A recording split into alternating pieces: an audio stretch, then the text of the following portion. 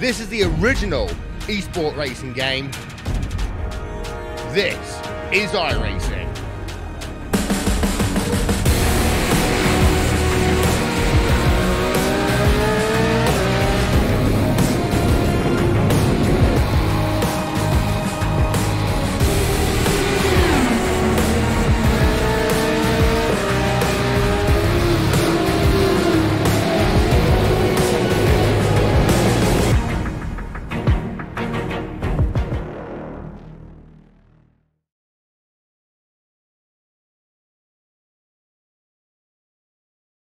It's decision time, NASCAR fans.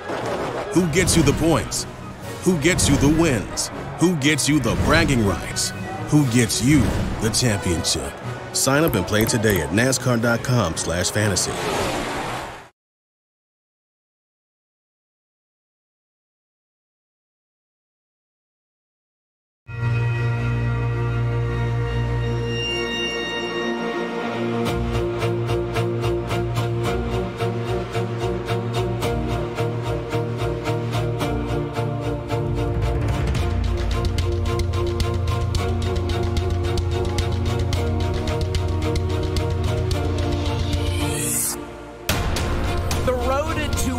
$100,000 takes on Southern California, where tonight for the virtual Auto Club Speedway, we say good evening, sim racing fans, and welcome to round number 3 of the 2019 eNASCAR PEAK Antifreeze iRacing Series right here on RaceSpotTV and the iRacing Esports Network. We're happy to have you with us once again on this Tuesday evening alongside myself, Evan Pasoko. I'm joined by Tim Terry and Randy Chen at the booth this evening. Our producer downstairs, Hugo Louise, is bringing us to you.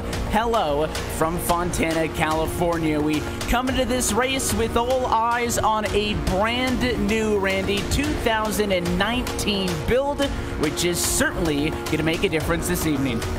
Going to be absolutely amazing to watch these guys. Absolutely new build. The cars don't have nearly the power they did before, and they have a lot more aero, which means that we're going to see a very interesting race at a very big 2-mile Fontana Speedway. May run a little bit more like a plate track than we've seen in the past.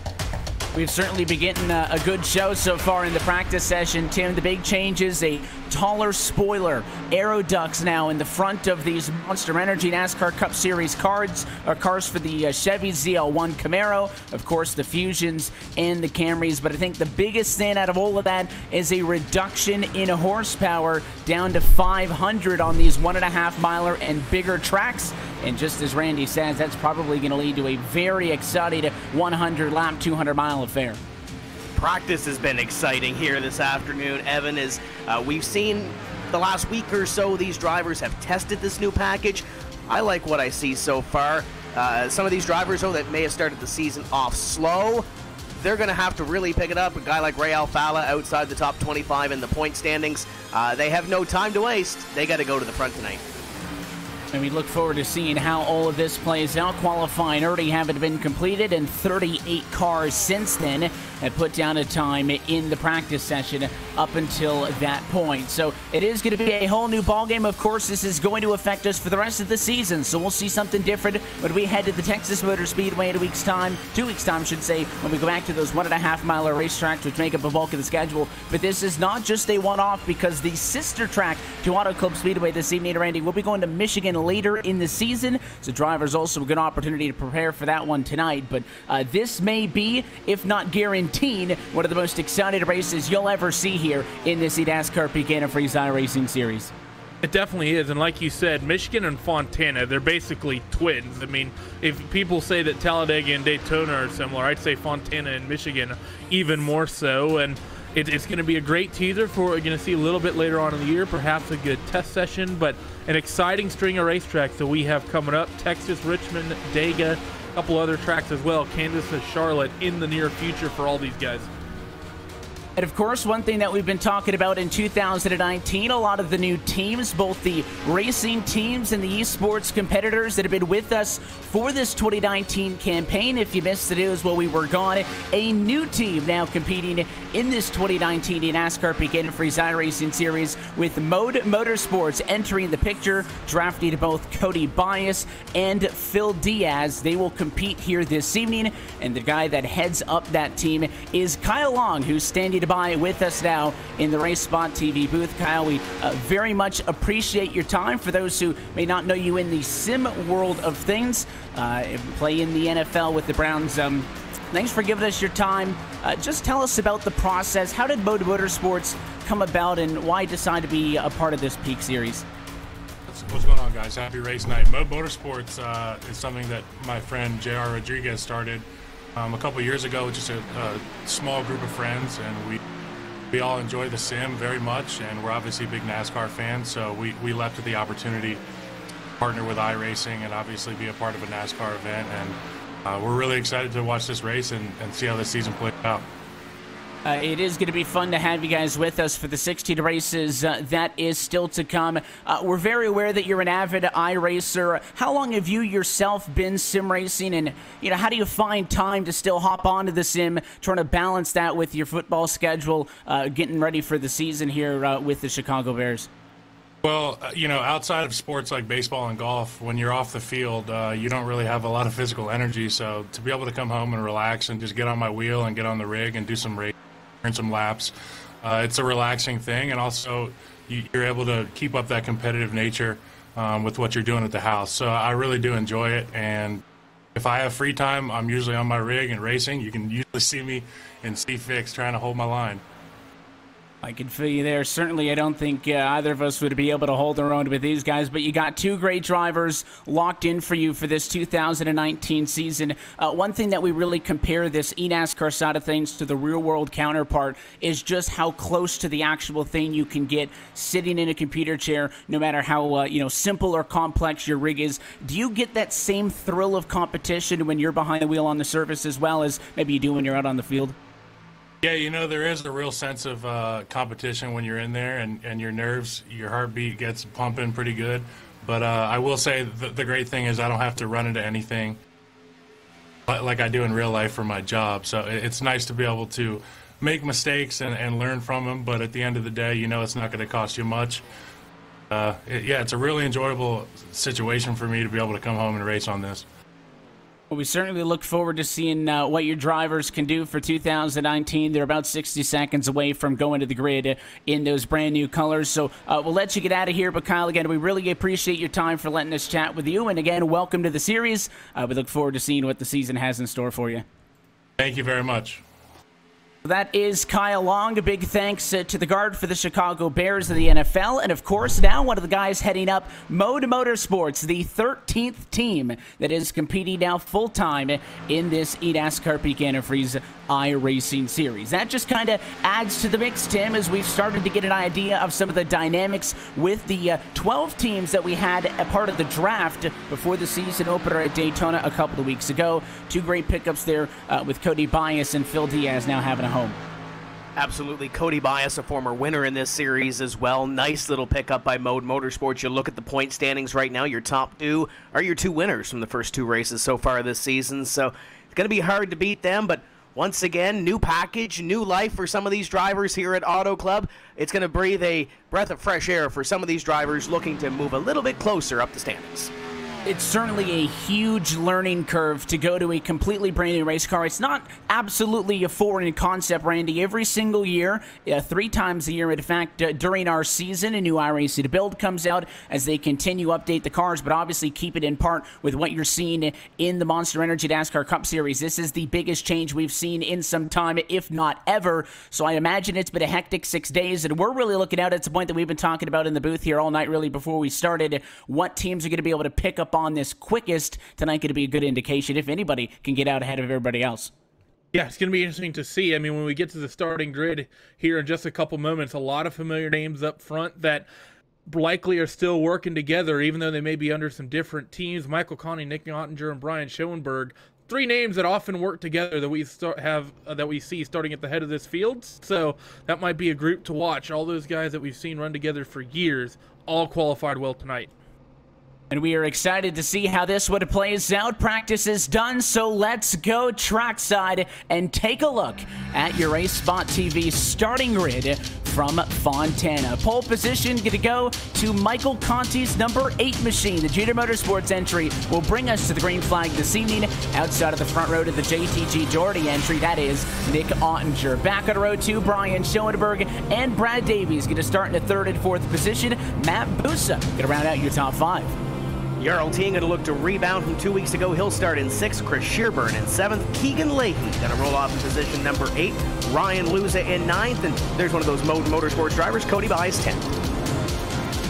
11th place, we have Corey Vincent, and good qualifying effort from Mo tonight. Philip Diaz starting right behind his new teammate. Bobby Linsky is going to roll off 15th. Dylan Duvall in 14th, and Casey Tucker rounds out your top 15. 16th spot is Zach Novak. Casey Kerwin get a double up with Ray Alfala on row 9. They'll be 17th, 18th position respectively. Chris Overland and Christian Callender 19th and 20th. Jimmy Mullis next up on the list with Nick Shelton to his outside. Logan Clampett, Ashton Crowder, the two Burton Kligerman teammates, and Taylor Hurst 25th. 26th, Brandon Cattell with Jake Nichols in 27th. Garrett Lowe 28th with Nathan Lyon and Logan Kress rounding out your top 30. You got Eric J. Smith, Michael Guest, Benjamin Elson, Adam Benefield, and Michael Guerrilla through 35th, with Timmy Hill, Malik Ray, Blake Reynolds, Kane Cook, and Ryan Lowe through 40th position.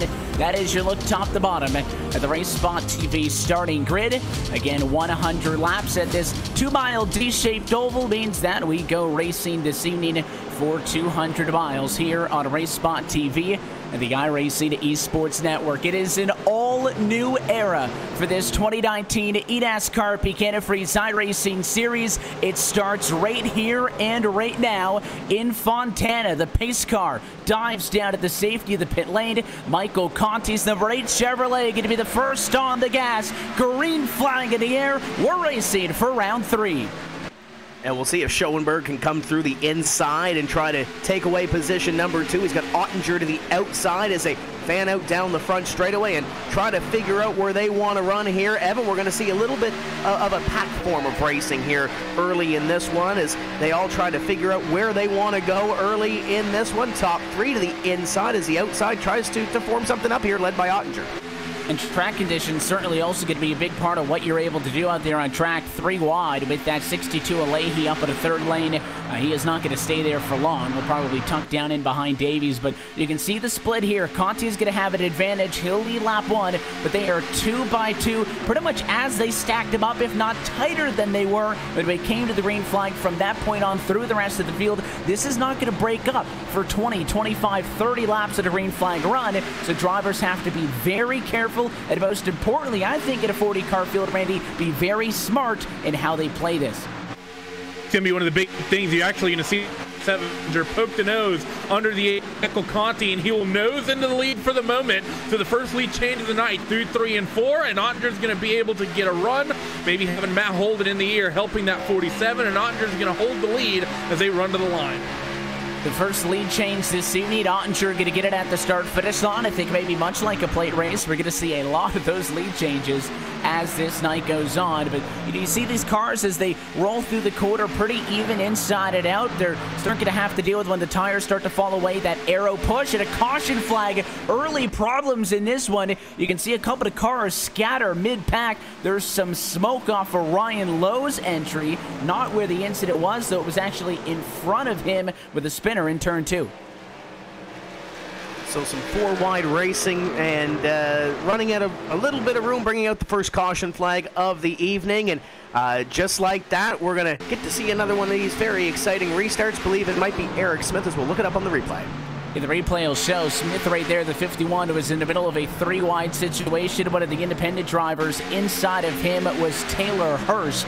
And I think the 74 maybe just ran out of space. The 51 kind of squeezed him. Smith could have gone up much more. You see that 83 up top there, Benefield, and that's just, I think, a couple of cars not fitted into the real estate. It was actually a really good save for Smith. Still brings out the yellow, though, at lap 3. Yeah, it actually really was an amazing save there by that 51 car. Just a slight touch to that rear quarter panel. If I were him just on the pit road, at least getting some tires, maybe getting that car looked at, maybe having a little bit of, but honestly, nowhere near race ending damage, and I don't think that should really affect the paint car at all. But then again, we're all talking about a package with a lot more aero, Evan, and a lot less horsepower than we would have seen 12 months ago here at Auto Club. So any little bit of aero damage is going to hit you and hurt you a lot more than it traditionally would. And now we'll see with a very early caution flag in this race if drivers decide to come down to the pit lane. The fact that all of these cars can start them off flat out tells me that, well, yeah, certainly tires are going to be important. That's always the case in these Cup cars. Track position going to be very important. And look at that. No takers until you get about halfway through the field. And then you do see finally a couple of cars break down to the pit lane. First car in, Casey Tucker. And then maybe that entire second half of the field, Overland Shelton and some other drivers come down to the pit lane. But everybody up front wants to hold the ground. No takers, and it looks like what is about the top 20. And would this possibly be strategy being played out for later on in the race, Evan? We get some green flag laps, albeit, yes, there's only 5 laps into this race, but we get some green flag laps into this thing, get some green flag pit stops in here, and you might very well see some strategy being played out as we ride under the caution flag. There's the 62 right in front of Jarl Tien, as Cody Bias right on board with right now, as they work around this racetrack under the caution flag, and I can't wait to see this field go back to green, Evan, because I've seen a little bit of the practice. I've seen a little bit of these drivers work throughout the week, and this package is very exciting. We're in for one heck of a show here tonight. But I can testify that, you know, I'm nowhere near the level that these guys have been on, but on the sim all week race, it's a ton of fun. And, you know, in the real world objective, I guess, is to accomplish some polarity amongst the teams. Obviously, less horsepower makes an engine more affordable, but of course, you slow them down a little bit. It narrows the margin between some of the bigger teams and the small teams. Everybody here on the iRacing service, obviously, with identical equipment. Of course, each team is going to have their own preferences built into a setup. So you're talking about an already uber competitive field that you just tighten up that much more. I think they were pretty conservative on that, only sticking it to 2-3 wide. You get a late race restart in this race, 10 laps left or more. You know, you're going to be talking about really fanning them out. This track was already, Randy, known for some crazy restarts before this package. So as the lights go out on top of the pace car, that just kind of adds to the excitement as we get set to see our first real one of the night. And the good news for Nick Ottinger is after Michael Conti beat him off the line on restarts, as the control car, you can kind of dictate when you go a little bit sooner. So the 47 Chevrolet going to be in control here. Good news or bad news, we saw Michael Conti start up in the front, and he didn't hold that lead for long, so it'll be interesting to see what the 47 can do. Certainly, the draft is going to allow the taller spoiler, allows those cars to draft up on you. You see on board with Ashton Crowder, we have onboard looks with those Burton Kligerman Esports entries. The 77 machine going to take this restart right in the thick of things. 21st position is where Ashton Crowder is going to be starting. Picked up 3 spots on that short early run. So he will certainly look to continue that momentum forward. All 40 cars who started this one still on the lead lap 10, but of course with that very minor accident in turn 2, doesn't affect anybody too heavily. Everybody good to go. And a little point towards the camera, you saw him talking to, we would assume, a spotter or a crew chief, and a little thumbs up from Ashton Crowder as he gets ready to roll that NASCAR America car from about mid-pack as we get ready to see this green flag one more time. And look, his teammates right up there too, Logan Clampett. They're going to find themselves in a similar predicament back on row number 10 and 11. But up at the front of the field is Ottinger to the inside, Conti outside. You also have Brian Schoenberg, Brad Davies, and Keegan Leahy restarting this one inside of the top 5. As the pace car jumps off and away, 6 laps down, we go back to green. Good jump for the 47. He'll lead to turn number 1 as we put him up through the gears once again.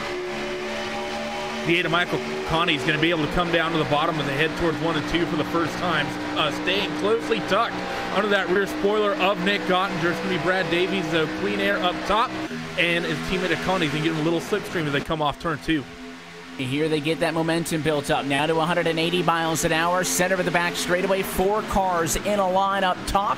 As you see Schoenberg get in line behind Ottinger on the bottom. And he push him along as well. So Michael Conti was able to lead the opening lap after he brought us to the green flag. I don't think Ottinger's going to be able to do the same outside with the advantage. Conti scored first that time. Look at those Junior Motorsports Chevys grouped up there. Davies pushing him all the way down that front straightaway.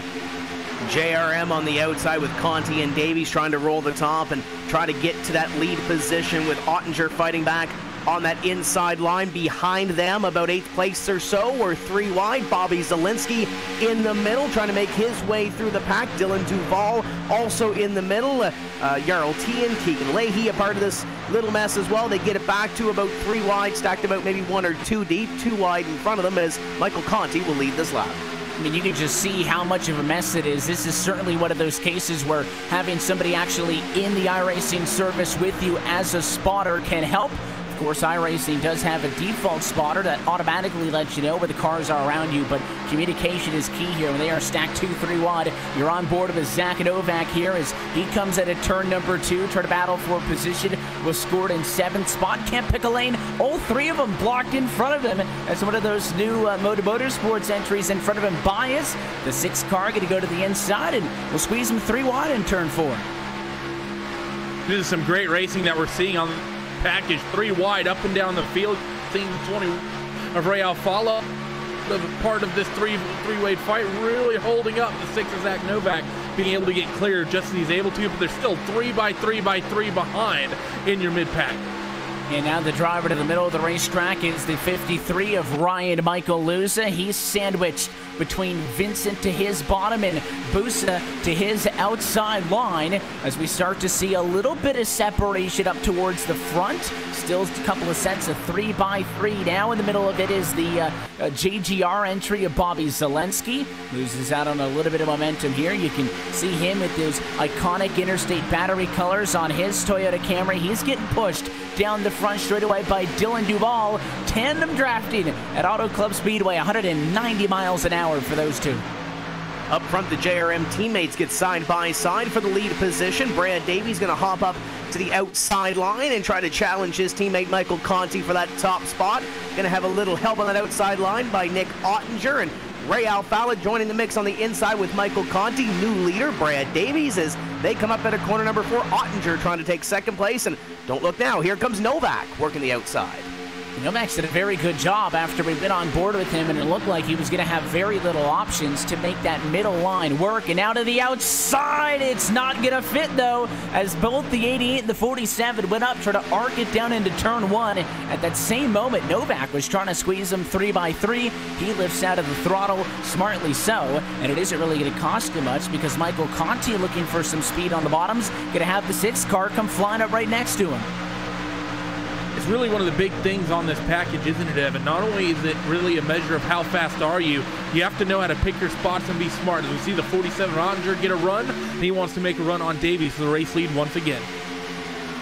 Side by side race lead that lap to Nick Ottinger. So these two drivers going to continue to trade this one back and forth. And I'll tell you what, Zach Novak is on an absolute rail right now. Back out to that 3rd line as he tries to make it 3 wide. Can't make it stick. But he has done an exceptional job of making up positions off of the restart here. Would not all be surprised if he's going to be able to keep that speed going and make some noise here as now to the bottom he goes to the 47 of Ottinger. Side-by-side challenge for the race lead at Fontana, and the speed on the inside, it's going to be awfully close. I think the 47 barely going to beat under the line. The 6 of Novak has been making his way through this field, one of the big movers of the race so far, up from 16th place. Ray Alfala just inside the top 5 now, started in position number 18. So if we're seeing anything with this package, Evan, you can at least move throughout the pack and move a little closer to the front of the field. And albeit we're 14 laps into this race, as you ride on board looking back from Nick Ottinger to Zach Novak, that Roush Fenway Racing Ford has been mighty strong so far this evening, as he has been all season long, and looking for one more spot here to take the lead. And you got a lot of teams represented up at the front of the field. Race leader Nick Ottinger, the JTG Doherty entry. You see Zach Novak on the bumper into the corner out of Roush Fenway's camp. Behind them, Davies, the Jeter Motorsports entry. Ray Alfalla in the Wood Brothers Ford. He makes a dive to the inside, and that'll be a fight for third. All of this going on in front of the Williams entry. That 53 machine a little bit further back, and then the 55 of Brian Schoenberg. So Alfalla was able to get the run on the bottom of the racetrack. That is still going to make it difficult for you to get off if you start to feather that throttle down on the bottom. I mentioned that the conditions are also going to be a big factor in what you can and cannot do in this sim. The dynamic sky in the iRacing service, of course, what we've had for now years is the dynamic track model with, you know, the shaded areas of the racetrack much cooler, more grip than some of the places that are still in the sun. All these things bigger a factor now than they've ever been. You talk about staying in the sun, Evan. We're not going to be in the sun for long. I'm talking about what time it is in the session right now. 6:30 p.m. local time at Fontana in the sim. Matter of fact, same time down here in San Diego. And we're going to see this track get to darkness pretty quickly, especially if we get a couple cautions. A big chunk of this race will be run under the lights. And if that ends up happening, a lot of strategies are going to get tossed up in the air. It'll be really fun watching whose cars work well once that sun goes down.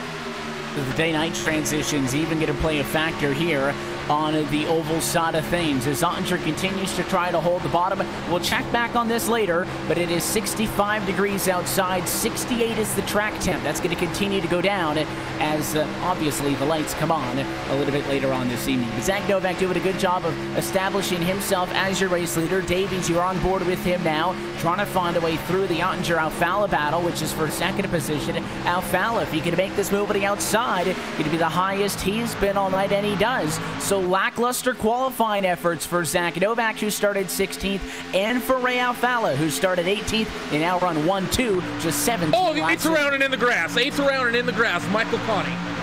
Conti's spinning, he's backwards, no caution. We are still green, and that car is going to come to a stop on the apron. He does not come up onto the racing surface, so there is no yellow. The replay will show it. That was not a move that was going to work, as Conti tried to go high to low, came across the nose of Eric J. Smith, spun that car around, almost ended up upside down in the grass. He keeps it going, no yellow, and your poles are going to fall way down to the back of the running order. It's going to put him behind the 8 ball here early in this one. Your top 3 get single file for side-by-side battle is for position number 4 as they continue to work down into corner number 1. That is Ryan Luza and Brad Davies. Up in front, it continues to be Zach Novak and Ray Alfalla. And Evan, there are 2 drivers that have started this season on, I don't want to say polar opposites, but it's pretty close. One is near the top of the board in the point standings. One is outside the top 25 in the points. Still very early in the season, but you know these drivers are trying to win that big championship and the big payday that comes with it at the end of the year. Every single point will count, trying to get yourself into the playoffs, and right now there's 2 in front of Nick Ottinger. That one's been hot so far in 2 races, one hasn't exactly lit it up on the point standings this year. And consistency is going to be the key, as now a challenge for the race lead comes from the Wood Brothers number 21 Ford of Alfalla. You can see him push way up center off of the quarter 5 laps ago. Maybe that would have stuck, but not now. And his quick lane machine going to drop back. Novak through and back to in front of him. And we'll see now what the 47 Nick Ottinger can do, working that outside line. Another player, though, enters the picture with Ryan Luza. He hasn't had quite the march to the front like some of these other cars have, but started the P9. He's at a race side P4 right now in his flip side tactics entry. He'll also get nice and close on these guys. You can't be afraid of close racing to be driving this package tonight at Fontana. These drivers still on top of each other. The top 9 separated by less than a second that last lap. Everything's still really close, especially at the front of the fight for second, still side by side. Ottinger will nose out in front of the 21 for a moment, but watch that Ford Motorcraft car driven by Ray Alfalla really pull up, running down along the bottom. But you know running down there will not be nice for the tires, so that's going to be one of the other big questions, Evan. Those who have settled into the rhythm in that second lane, maybe not as quick, although the 47 of Ottinger will actually have that second position at the stripe over Ray Alfalla by a 12/100ths of a second. But running the racetrack should help your tires a little bit. Lap on lap here. If we get 5, 10, 15 laps in, it's going to be interesting to see how tires fall off. And that's the the struggle or the question mark is a lot of these drivers, obviously the teams have been working with one another, but in some bigger groups, some drivers have tried to get together and go out there and drive with one another, practice those long runs, but also see how these cars act at a big pack, the way those front aero ducts work, that taller spoiler, the slower speeds, meaning that you keep that right foot down a lot longer than you used to at a place like Auto Club Speedway. Aero push isn't normally a huge issue in these Cup cars. These drivers certainly used to what that feels like. Drives a lot more similar to what you would see in an Xfinity Series or a Gander Outdoors Truck Series car, but that is something that is definitely playing a role here when we have these huge packs still, and you can see it on some of the wider shots. Very little separation still throughout the field as Alfala going to try to mount a defensive charge to the inside of Luza in a fight for third. You see Leahy also a couple of battles inside the top 10. Schoenberg and the 88 of Davies also going at it. You couldn't afford a mistake in this series before. You definitely can't afford it now with this new package. As Ray Alfala once again taking a little peek at the 53 of Ryan Luza. The top 4 for the moment are single file, and then it's back to Brian Schoenberg, who's working that inside line on Brad Davies as you ride on with Ray Alfala looking up at those top 3 out of corner number 2 and down the back straightaway. Looks like those front 4 for at least a moment, Evan, have a little bit of separation. Ray Alfala's got a little bit of company on his back bumper with Brad Davies, and underneath there goes the double nickel of Brian Schoenberg trying to make up a spot.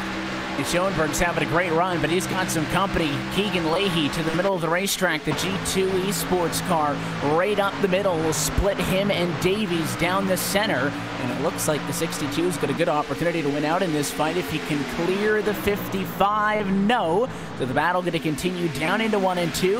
Another new name into the picture, Jake Nichols, another one of the Joe Gibbs Racing Toyotas. He started way back in 27th, but has cracked the top 10. It doesn't surprise me that he's all the way up. You're looking at some of the practice that these drivers have had with each other earlier in the week. I saw those Joe Gibbs Racing teammates near the front of the field, Bobby Zielinski and Jake Nichols, so it doesn't surprise me that Nichols is starting to flex his muscle at the end of this run, or in the middle of this green flag run towards pit stops, as he continues to work that inside line. Some great racing here. Middle pack on top of the board. It looks like we may have a change for the lead up in front. Zach Novak has Nick Ottinger to the inside, and Ottinger is going to go to the lead off of corner number 2, and Novak going to try to fight back, going to try to go to the inside here.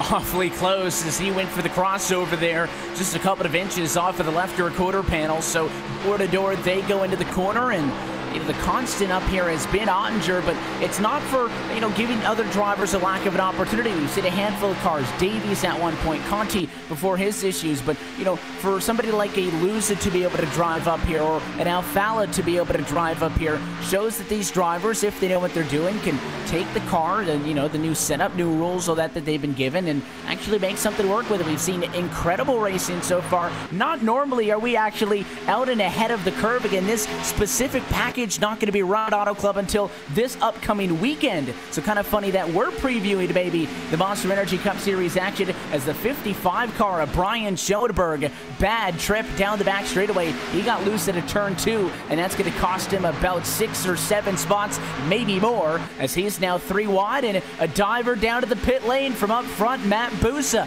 bails out, and he's on pit road at lap 27. Up in front, Ryan Luza has been able to get to that inside line, and Evan, the last time by it at corner number 2, he pointed that car towards the inside, and I thought he was going to have enough momentum to take the lead off too, but now 1 lap later, he falls back in behind Ottinger, top 4 once again for the moment, single file. First battle side by sides around 5th or 6th place as they try to cycle it out back there around Corey Vincent, and for the moment, single file, but all you need is one little run, somebody in front of you to get side by side. And we see that side-by-side racing compared to the single file that we are currently seeing right now.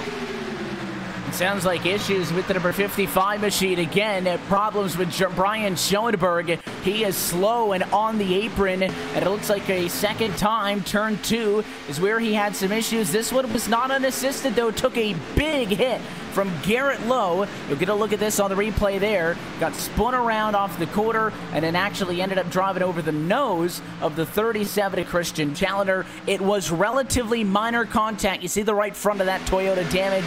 Could have been a lot worse, but Brian Schoenberg, and I guess it's my fault for shouting about him having a good top 5, top 10 run, makes one mistake, gets sideways, that's where it starts, and it's a snowball effect. Without that mistake, he doesn't end up 3 wide. That incident doesn't happen, but it is a tough break for Schoenberg. Second incident this run that doesn't lead to a yellow. And I know he gets up for this race. It's his home racetrack at Auto Club Speedway, and he's got a new paint scheme on that Williams eSport car as well. So tough break for Brian Schoenberg. You know, he'll rebound, if not tonight, in 2 weeks' time at the Texas Motor Speedway. But meanwhile, up in front continues to be top 6 or so single file. And it looks like we have our first, I don't want to say mini breakaway, but there's about 9 cars here that are starting to form up in a line and beginning to move away from the rest of the field. So something we're seeing for the first time in this package as we get some green flag laps in here, Evan.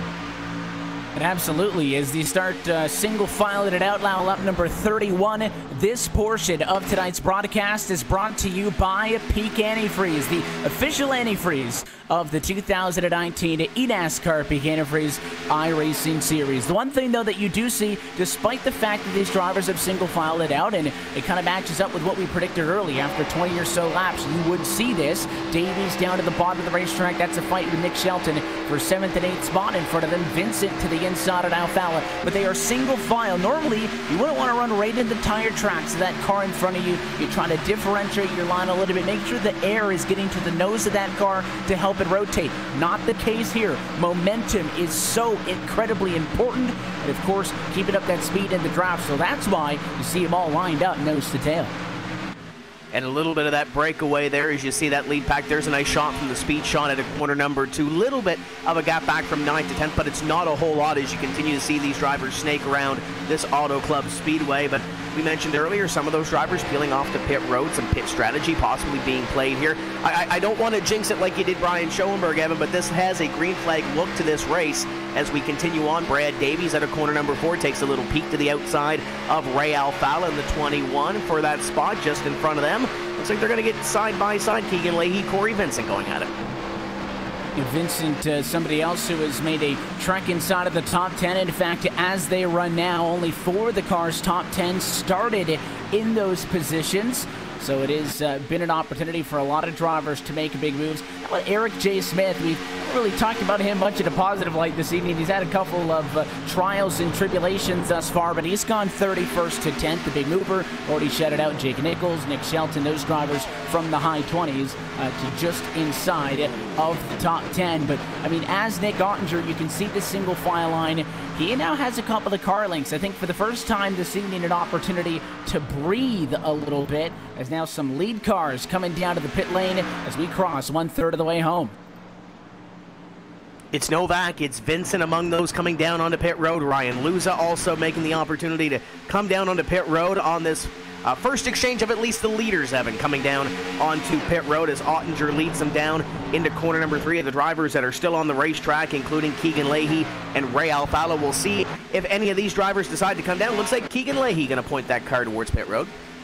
Leahy also going to dive off at the number 2 spot. That leaves Ottinger all on his lonesome pretty much out there. A lot of cars now down and onto the pit lane this time through. Expected service to be 4 tires and fuel. Davies, Cattell, Challoner, Overland, Tucker, all also coming out of the pit lane. And the strategy here, not all that surprising. Can make it a 2-stop race if we stay green. You pit now, you pit at about lap number 66, and that'll take care of it. You watch the cars out on the racetrack up to speed, and some of the other cars now blend back out and try to catch up. We wait to see when the other about remaining 3rd or so come down to the pit lane. Nick Ottinger wants to stay out there. He likes it all on his own. He's not coming down pit road. Alfala, Shelton, Nichols, and Lowe, your top 5. None of them yet pitting.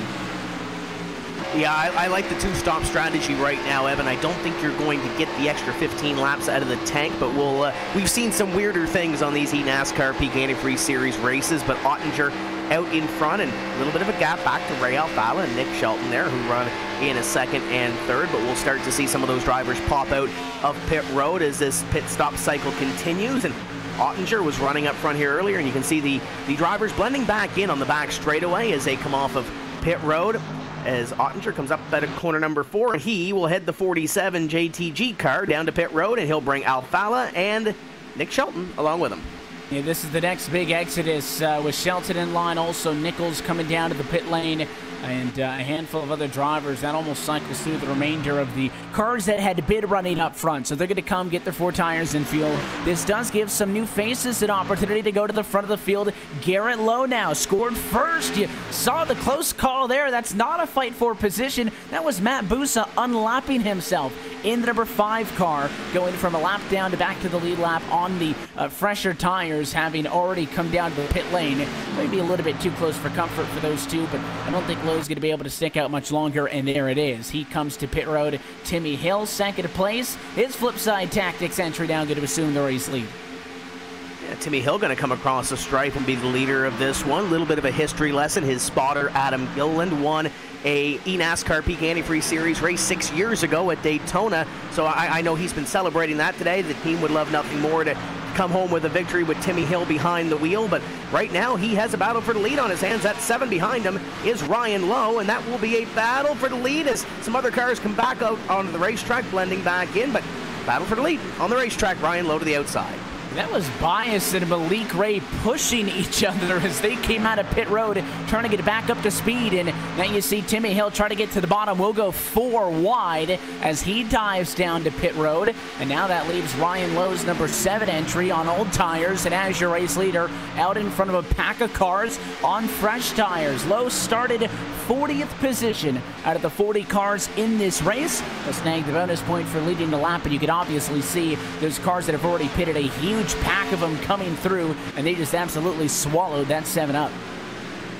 Ryan Lowe still working his way to the back of this pack right now, as he's got one more car to the inside of him. That would be the 19 by the looks of it, as Ryan Lowe's got to come in at some point here in this run. Evan, he stays out on the racetrack this time, but he's got no choice. He's got traffic to the inside, so he'll complete 39 on the racetrack, and the next driver in line to take away the lead position would be Michael Conti by the looks of it. At least scored in position number 2 right now, about 13 seconds or so behind your current leader, Ryan Lowe. Michael Conti also going to dive down to the pit lane now. He had, of course, as you saw, spun on the front straightaway, did not get a yellow. I was curious if he was going to try to push this to a one-stopper. It seemed pretty implausible, and his decision to dive down to pit road at lap number 39 kind of proves that theory correct. Maybe the 8 car just staying out a little bit longer, hoping to catch a yellow and to get back on cycle. But without the assistance of any caution flags, it's going to be a long night for Michael Conti after a rather promising start to this evening's Fontana 200. Ryan Lowe also now going to come in from the race lead to give up that position, and it'll hand the keys over to the 55 of Brian Schoenberg now, due up as your race leader. Schoenberg made the decision of similar situation, I guess I should say, with Conti there. Spun out, if you remember, on lap number 28. He also has yet to come to pit road. You're about 9 laps away from getting halfway. I just don't think that one stopper is going to happen. I think he's also hanging on for maybe another lap or 2 to catch a yellow. The real fight going to be behind him, where you see Ryan Luza in second position right now. That is going to become the battle for the race lead. Luza, Novak, and Vincent, the 3 cars that have broken away just to 10. How about Corey Vincent? Great to see him up near the front of this field, battling it out for what will be the lead position once Brian Schoenberg decides to come on to pit road. He comes out of corner number 4 this time, and he'll maintain on the racetrack, so Schoenberg will lead lap number 41. This is the battle for position number 2, as that number 6 is Zach Novak continues to try to find a way around Ryan Luza. The top 2 cars, it seems like it's been all season long, and only 2 races into this season, but up in front in the point standings right now, running second and third, and Corey Vincent putting up a great show in that Renegades number 27. Vincent doing a good job. You see also Brandon Hayes-Cattell, somebody who we haven't talked much about this evening, another driver who's on the move. He goes plus 19 positions from his spot on the grid. One of our independent drivers running into the number 7 position now on the inside of Keegan Leahy. This is maybe a lot more similar to what we saw 5-10 laps into the run, as these drivers get that bite back of the fresh tires. They're able to do this 2 wide, 3 rows deep. The lead pack here, second second position all the way through 16th, separated by just a handful of spots. And oh, and a spinner! Cattell's going to get turned. He's down and into the grass in turn 1. He's going to try to lock it up, but he'll slide up above the white line. And somehow they don't plow into him, and a caution flag is out. Tough break for Brandon Cattell. Nick Ottinger had that run, was on the apron. You can see it here on the replay, and that's just when he comes back up onto the racetrack. And it looked like for a moment that Cattell was going to have it saved and get back out on the racetrack and gets that thing stopped. And it was close for a couple of cars here trying to go by as the yellow flag comes out, and two guys going for the same piece of real estate, and it didn't work out very well for Brandon Cattell. And you can see the smoke there as you go on board with Michael Guest, and that car coming back up. What a close call for Michael Guest in the Roush Fenway car. It looked like that was really Ottinger from the bottom trying to come back up, and maybe the 80 was peeking to the inside. But again, I talked about the spotters. Kudos to them for making sure that that doesn't end up as a big wreck. And we go under our second yellow of the night, just shy of halfway home in this race. And it happened with Schoenberg and it happened with Cattell, Tim, so I'm thinking I'm just going to not refer to any drivers by names and talk about how, you know, they're running good inside of the top 10. Not going good so far. Well, you still got over 50 laps to go in this one. I'm sure we're going to mention some other names as we go a little bit forward, but that's the great thing about it. We're seeing some names that we haven't seen in a while, per se, up near the front of the field. Brandon Cattell, a veteran of this eNASCAR PEAK Antifreeze series, even though this is his first year back in the series. He was in the series a few years ago, got some starts, got some experience under his belt at the top level, and now back at it as an independent. So great to see him up near the front of the field and duking it out with those guys. But a tough break here, but he'll have the opportunity, as well as the rest of the field, to come down onto pit road. And they're going to come in and get some service, take some tires. Not that long of a run for some cars, so maybe you dare to mix things up and go for a twofer, try to gain some track position, but this is not going to, momentously change the field strategy. I think you're still going to have to make a stop from this point on. Of course, caution's going to play a big factor in that one. But your race leaders are in. Ryan Lewis has got to go into pit stall number 9. Right side's up on his G Fuel Toyota. Looks like they're going to go for left sides also, so 4 tires, gas, and go for him. Out in front of the entire field, though, you see him all on his own. Michael Conti not coming down pit road. He just pitted on lap 40, again trying to stay out and catch a yellow, so he does not come down to the pit lane. He'll lead this race as you look at the race off of pit road, led by Luza, followed by Novak, Leahy, Mullis, and Vincent.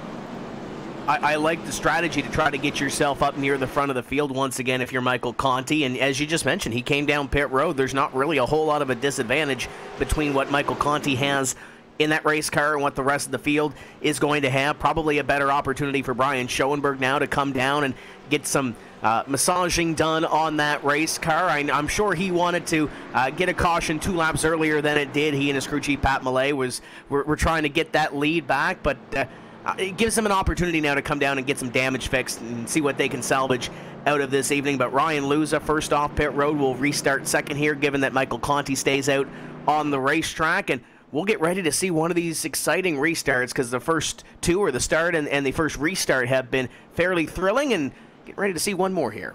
They're certainly not going to simmer down as this night continues to stretch on. It did look like for a moment there was a chance that Brian Schoenberg was going to end up being our race leader in this thing. In fact, it's going to be quite the opposite. He had come down to the pit lane to get service the lap that caution flag had come out. So he just got in and had just completed service. Didn't lose a lap. However, we did mention the right front damage that he had on the Chill Blast Toyota Camry. So that William Esports entry decided, instead of staying out to push the track position, to come in, get that car fixed. So he has decided to opt for that, play it safe, and he has scored back in 38th position. Meanwhile, rolling the dice for Michael Conti. He's going to bring us to the green flag. I don't know if, obviously the tires are going to be the disadvantage there. It is only a 5-lap difference, though, so I can't tell you how much that challenge it's going to be, but I'm more curious about maybe that back-end damage on Conti playing a factor. Obviously, he feels comfortable in it, but the left side has seen better days. Once again, it's that new build, the new rules package, and some of these drivers might not know how it handles in the pack and how the tire differential is going to be, but no better time to figure it out than now, as you can put that in your logbook and in your notebook for the rest of the season or the rest of this build as we go forward in this eNASCAR PEAK Antifreeze iRacing series. But Michael Conti, we've seen it many times before. He's won a championship in this series. He knows how to get to victory lane. I know he and Brandon Hastings working on the setup of this race car this week, and Brandon knows his stuff. So I'm sure that these guys have this calculated out, what they're going to do on this run, what they're going to do if the caution flags fall the way they are, and it looks like this time by we should see the lights out. I believe we'll get ready to go back to green, and we'll see what that Junior Motorsports number 8 car has. Two-time winner last season, Michael Conti's most recent win coming at Dover, October the 9th. Which was really just 4 races ago. Of course, when it kind of comes at the end of the season, it feels like it's dragging on a little bit longer than maybe it actually has. And on some of those shots there under the caution, as you mentioned, let's go on top of the pace car, you can see, the physical changes to these cars with this 2019 package. That taller spoiler, but right there on the shot, you see those 2 darker black bits on either side of the front grille on the 8 car. It's very easy to see it on those Camaro Z01s. Those are those aero ducts, which allow air to pass through the nose of the car. You can really see it on the Chevys there on the front row. And then, of course, the spoiler's also a lot taller, but you can't just bump that spoiler up those couple extra inches. Cars behind you aren't going to be able to see. So that top maybe half or third of the spoiler's clear. You would think that plays a factor as you go on board with Shelton. When you're right up on somebody's bumper, it's no longer just at Daytona and Talladega. You're that close to people. Any racetrack at 1.5 miles plus, you're going to be on someone's bumper. Makes it easier for drivers to see. So those are some of the cool things that you can notice. The differences between these 2018 cars, which we saw just 2 weeks ago at Las Vegas, and this brand new 2019 package. But we are set for a restart. It's going to group them all up. 47 laps complete, 53 to go. The lights are on as the sun continues to set at the virtual Auto Club Speedway. Conti is going to bring us to the green flag. We'll let you listen into this one with some RaceSpotTV fan immersion as we look for the green flag.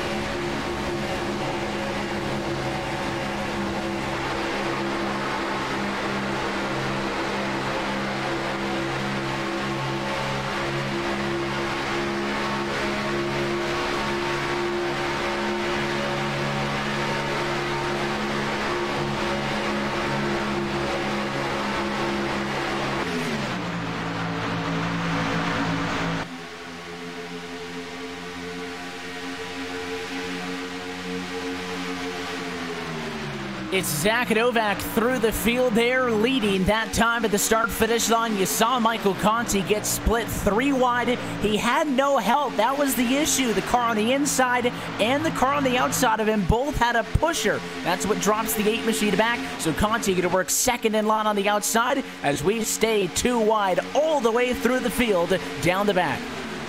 But he's able to hold his own. We talked about that little bit of damage that he had, a little bit of tire difference, but doesn't look like it's affecting that number 8 of Conti as he's got his teammate of Davies to the outside. You ride on board with Ottinger to the inside of Keegan Leahy as he'll go back to the apron, and he'll use every piece of this Auto Club Speedway that he can back up onto the racetrack, and they'll be 3 wide in front of him as you see the 5 of Busa to the outside trying to make something happen. Eric J. Smith, we've mentioned him a couple of times here this evening. Sideways he is in the middle. Oh boy.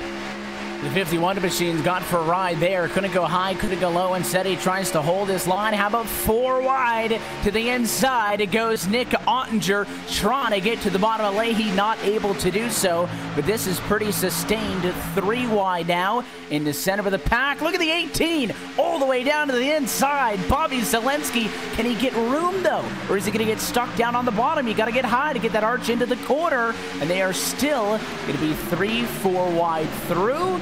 And all of this continues to work. These drivers awfully brave when they got those fresh tires, and this new package allows them to do so.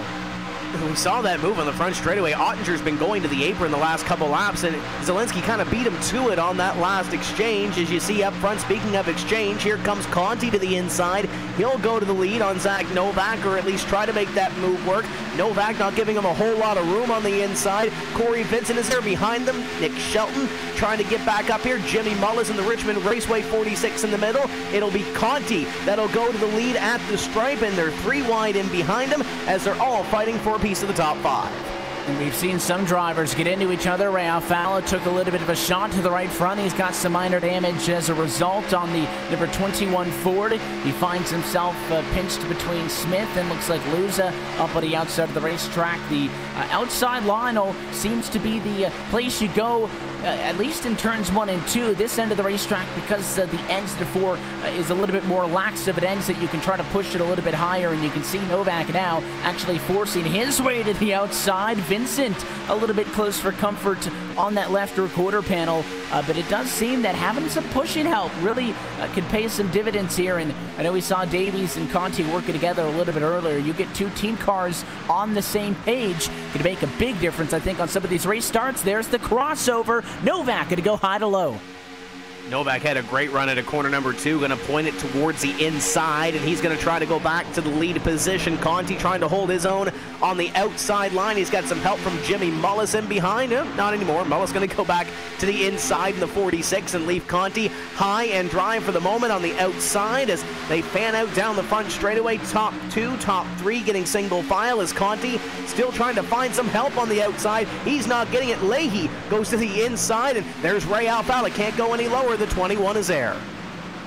The inside line is occupied by the driver of the number 21 machine as Alfala continues to hold this through and through. You'd be lucky to get 1 dose, 2 doses of, some 3 wide off for the restarts here at Auto Club Speedway in years past, and these drivers are holding it. But look how tight. Look at the 53 Aluza giving no space to Leahy in the middle of the racetrack, not trying to help anybody else out, and it pays off. That little bit of pinch. Going to put that flip side entry in front of that gaggle of cars there.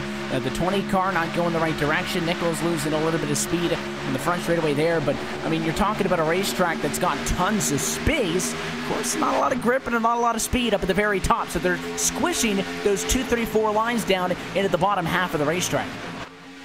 And we just had Luza on the outside 3 wide about a half lap ago, and now he's to the inside of Michael Conti as he tries to take away position number 4. In behind, he's got help from Ray Alfala. Eric Smith also on that inside line. Jake Nichols on the inside. Conti has a little bit of help from Shelton on the outside now, and as they go side by side as a duet for that position, your top 3 have broken away a little bit, albeit by about 4 car lengths or so, as they continue to try to figure out who wants position number 4. Give it to Luza. Battle now for 5th between 2 former champions of this series. Ray Alfala to the inside, Mike Conti to the outside. Drivers that are very well acquainted with one another fight for that position. With the driver of the 21 machine on the losing end of that run. The outside still does allow you to kind of build that speed up and get a run off of the quarter. Conti was able to do it at a 2. Not as much this time at a turn number 4. And it does balance itself up just a little bit. As now you see the 79 quite literally pushing him down and into the quarter. But 10 laps removed from a race start. The race leaders have an opportunity to breathe. A 4-car breakaway a little bit. They're still on each other's bumper. The most space between any cars is maybe a car length, if that. But certainly the 6 machine appreciating not having cars on his inside and out as Novak trying to lock in here. And do you think right now those top 4 or 5 or so just riding, trying to get to that next green flag pit stop because they know they need to make at least 1 more stop here? Maybe a little bit of the pressure off as they get in line and try to get there. Ray Alfala's made his way up to position number 5. Behind them, it looks like it's getting single file. Eric J. Smith makes up one more spot on Michael Conti, so about your top 6 or so single file. And as I say that, the accordion comes back together up near the top 5, nose to tail. Is Novak going to have that run off the corner? But for the most part, it looks like these drivers up in front have found a place to race, pick off a couple of quick positions, and try to get yourself a little closer to the front as Ray Alfala pokes that nose to the inside of Ryan Lewis. That'll be the battle for position number 4 as they go side by side down to the 3. And now with an opportunity to kind of recap everything that's happened off of the race start, let's take this opportunity to look top to bottom at your iRacing, the midway race break brought to you by iRacing, the leader of sim racing competition online, featuring officially sanctioned series by the likes of NASCAR and many more. Now at lap number 60, Zach Novak, your race leader that time at the start-finish line. He leads atop of Corey Vincent, Jimmy Mullis, Ray Alfala, and Ryan Luza, who are 1, 2, 3, 4, and 5 that last lap. Nicholas Shelton was scored in the number 6 position. Eric J. Smith still holding strong in 7th. Michael Conti, big pickup, caution flag helped him out as he stayed out. He's still in P8. Keegan Leahy's 9th, just passed him around him, so swap those 2 drivers out. Jake Nichols runs out your top 10. It might not be for long because Brad Davies is going to take a look to the inside, currently running 11th, but that is a battle for 10th as they come across the stripe. Nick Ottinger behind them in position number 12. Matt Busa in 13th place position. Cody Bias and Bobby Zielinski complete your top 15 with Taylor Hurst in 16th, Malik Ray 17th, Chris Overland in there in 19th place or 18th place. Logan Kress up there in 19th, Chris Overland in 20th. They're all moving around here as they battle for these top 20 spots, as you can see on your screen. Yeah, it's all going to continue through. It'll be different next time by, but right now, Clampett's 21st, Garrett Lowe 22nd, with Michael Guest 23rd, Casey Kerwin 24th, and P25 occupied by Adam Benefield. Kane Cook is in 26th position, Nathan Lyon in 27th, Michael Grillius 28th, Benjamin Nelson P29, and 30th is Dylan Duval. And as they change that time by, Brandon Cattell moves up one more spot. He'll move to 31st. Christian Chalner, 32nd. Timmy Hill, Ashton Crowder, Phil Diaz, Ryan Lowe, Casey Tucker, Brian Schoenberg, Chris Shearburn, Jarl Tien. The last time by the stripe. And those are going to change once again, Evan, as these drivers front to back are trying to pick up what they can here, moving towards that final pit stop. That's why we got the intervals at the top of your screen for you. It's going to continue to change as this race goes on, but at the moment, look top to bottom at your iRacing, the midway race break. For more information about the wide variety of sim racing possibilities online, you can visit iRacing.com to sign up today. And if you are looking for a first-time iRacing membership, you can use our promo code PR-eNASCAR 2019. You can get yourself a 3-month membership for only $10. Again, that's PR-eNASCAR 2019, and that is valid on new iRacing memberships only. We are now inside of our fuel window as we enter the final back portion of tonight's broadcast. It's brought to you by Blue Def Diesel Exhaust Fluid, certified pure #1 diesel exhaust fluid. At any point, you can decide, come on down pit road. You've got fuel to the end, but with that big single file train you see come around the front stretch now, I don't know if I necessarily want to bet on this thing staying absolutely squeaky clean, so I would not anticipate drivers to be coming down necessarily soon, but windows open if you want to try something. But as we've mentioned before, this thing has a green flag look to it right now as you see the back bumper of Zach Novak looking back towards Corey Vincent. Vincent pouring a little bit of pressure on, but you see that snake line coming around this racetrack for side-by-side battles around 10th place or so as they continue to go at it for those positions. But for the most part, single file. Keegan Leahy, I believe, is taking a look at Jimmy Mullis for boat position number 6. But other than that, it's just clicking off your quick positions, trying to pick up what you can and get yourself set up for what will be that final stop of the evening under the green flag. As you see that battle is battle no more. Keegan Leahy picks up that spot.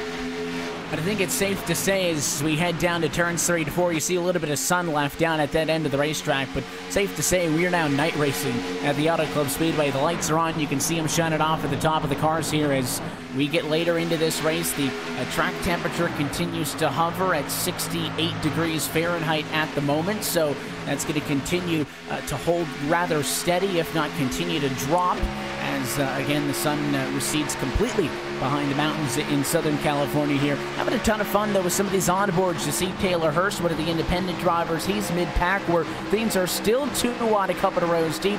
He's engaged in a fight with the 16 in contact. He makes contact with Overland. The 16 is sideways in turn 2. Overland is sideways into the wall, and he is not going to be able to hang on. There goes the Motorcraft Ford Fusion. Tried his best to hang on to it, Tim. I thought he was going to have it for a second, but a little bit too much. And that will draw the caution flag here just prior to those pit stops happening. We'll take another look at it on the Race Spot replay. Caught it live. It looks like he and Malik Ray may have had a little more contact behind after he and Taylor Hurst were racing hard for that position, and made his way around, and a great avoidance by a lot of these drivers, especially when you get turned around about halfway through this pack and have half the field bearing down on you. It could have been a lot bigger for Chris Overland and those drivers in behind, as he almost had it saved. Almost had it there, Evan, and then came back around on him, and that will draw the caution flag one more time here at Auto Club. And especially after some of the saves we've seen in this series. Look back to Vegas 2 weeks ago. I wasn't counting Chris Overland out until that car was all the way through. You see his onboard there, smacks the wall, and it would have been a challenge if those other cars weren't coming through, but he did smack the 30 of Logan Kress, and that was a pretty big hit, so Kress going to deal with some damage. You also saw the Sunoco Racing sponsored Malik Ray car for Richmond Raceway Esports.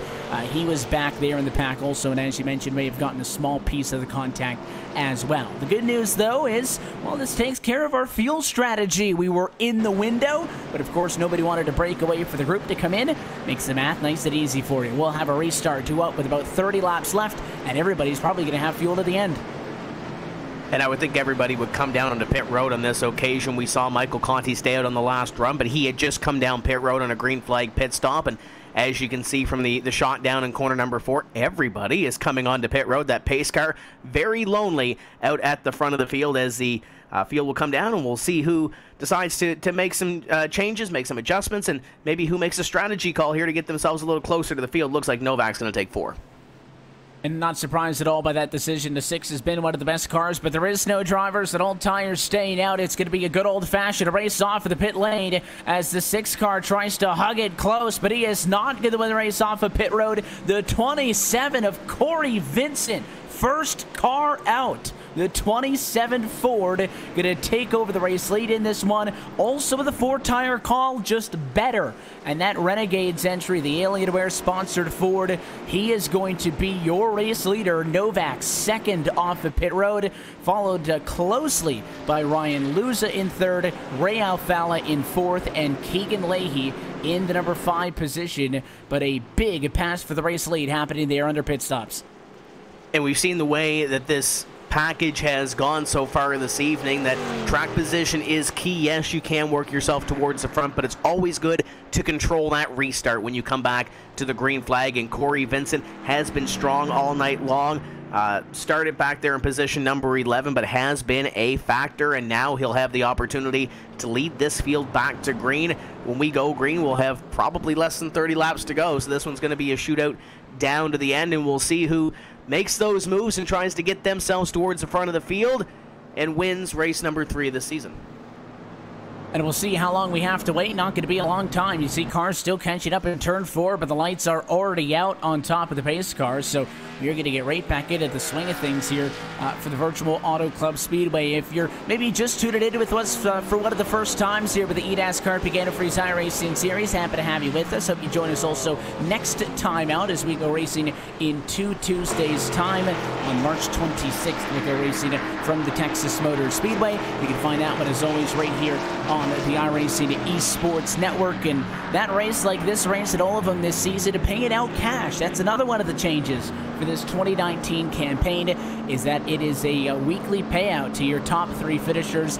$500 on the line to the car that goes to victory lane this evening, $250 to the car who finishes in second, and $100 to your 3rd place finisher. That will remain true all the way through the end of the year at Homestead. All of that building up part of what is that total $100,000 purse for this 2019 campaign as we celebrate their 10th year of eNASCAR racing. And as we get ready to go green, you see Ashton Crowder on your screen getting ready. He is up on the wheel, Evan, getting ready to see this green flag. He's making sure he's ready to go, get all limbered up, and it looks like we're getting ready for green.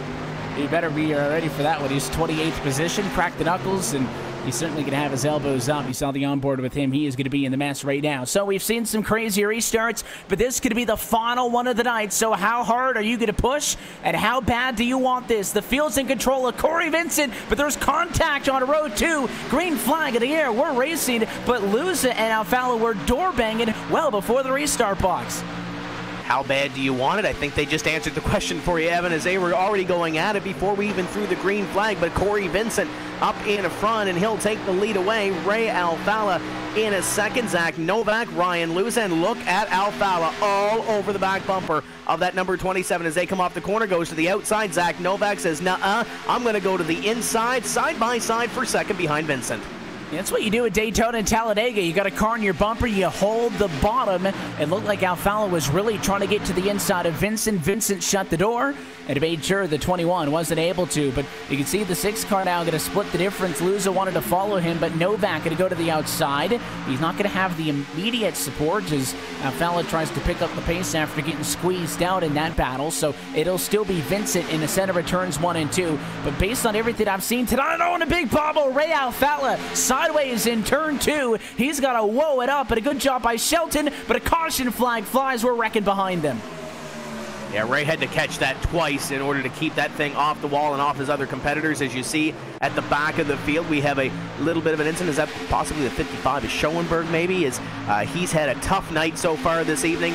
Home track boy, and none of his doing, it looks like, as he gets put up the racetrack, and more damage to that Williams eSports car. Yeah, what I'm seeing is it starts with a 4 and Nathan Lyon on the inside. You see that orange and white number 4. He actually gets away from this pretty much okay, but the 4 is the car who got sideways. It was a fantastic save for Nathan Lyon. Problem is, you see all those cars, they checked up behind him getting on the brakes, and eventually it was the 63 machine who kind of got shot up and out of line. Timmy Hill gets into the back of the car. He tags Schoenberg with a good amount of damage, and I think the 9 actually gets the worst of that. So a tough break when it's all said and done for the car that went up and into the outside wall there. So not the way that all those drivers envisioned that one going, but Phil Diaz also involved. It's a good thing Ashton Crowder may have cracked the knuckles there, because it looks like he was right in the middle of it as he went through, and looks like he got through unscathed for the most part, but the caution flag flies, and he'll have another crack at a restart as we stack him up behind the pace car. We mentioned Ray Alfala there. Going into corner number 1 and 2, it looked like the thing was a little sideways, and it looked like he had it saved, and then it stepped out from him once again. And another thing with this new aero package, trying to keep those cars straight, and Ray Alfala did a great job, but he might have been saved as much by the caution flag as anything else, Evan. But right now, still in the top 5, he's going to have another shot at it, as it looks like half the field, or maybe a third of the field at the back, coming down onto pit road to get service to their race cars. Yeah, if you're at the back, it never hurts to come in and get some additional tires. But for the guys up front, they've got the fuel. They got fresh Goodyear Eagles. They're going to want to race this one out to the end. But yeah, certainly, Ray Alfala made a nice save.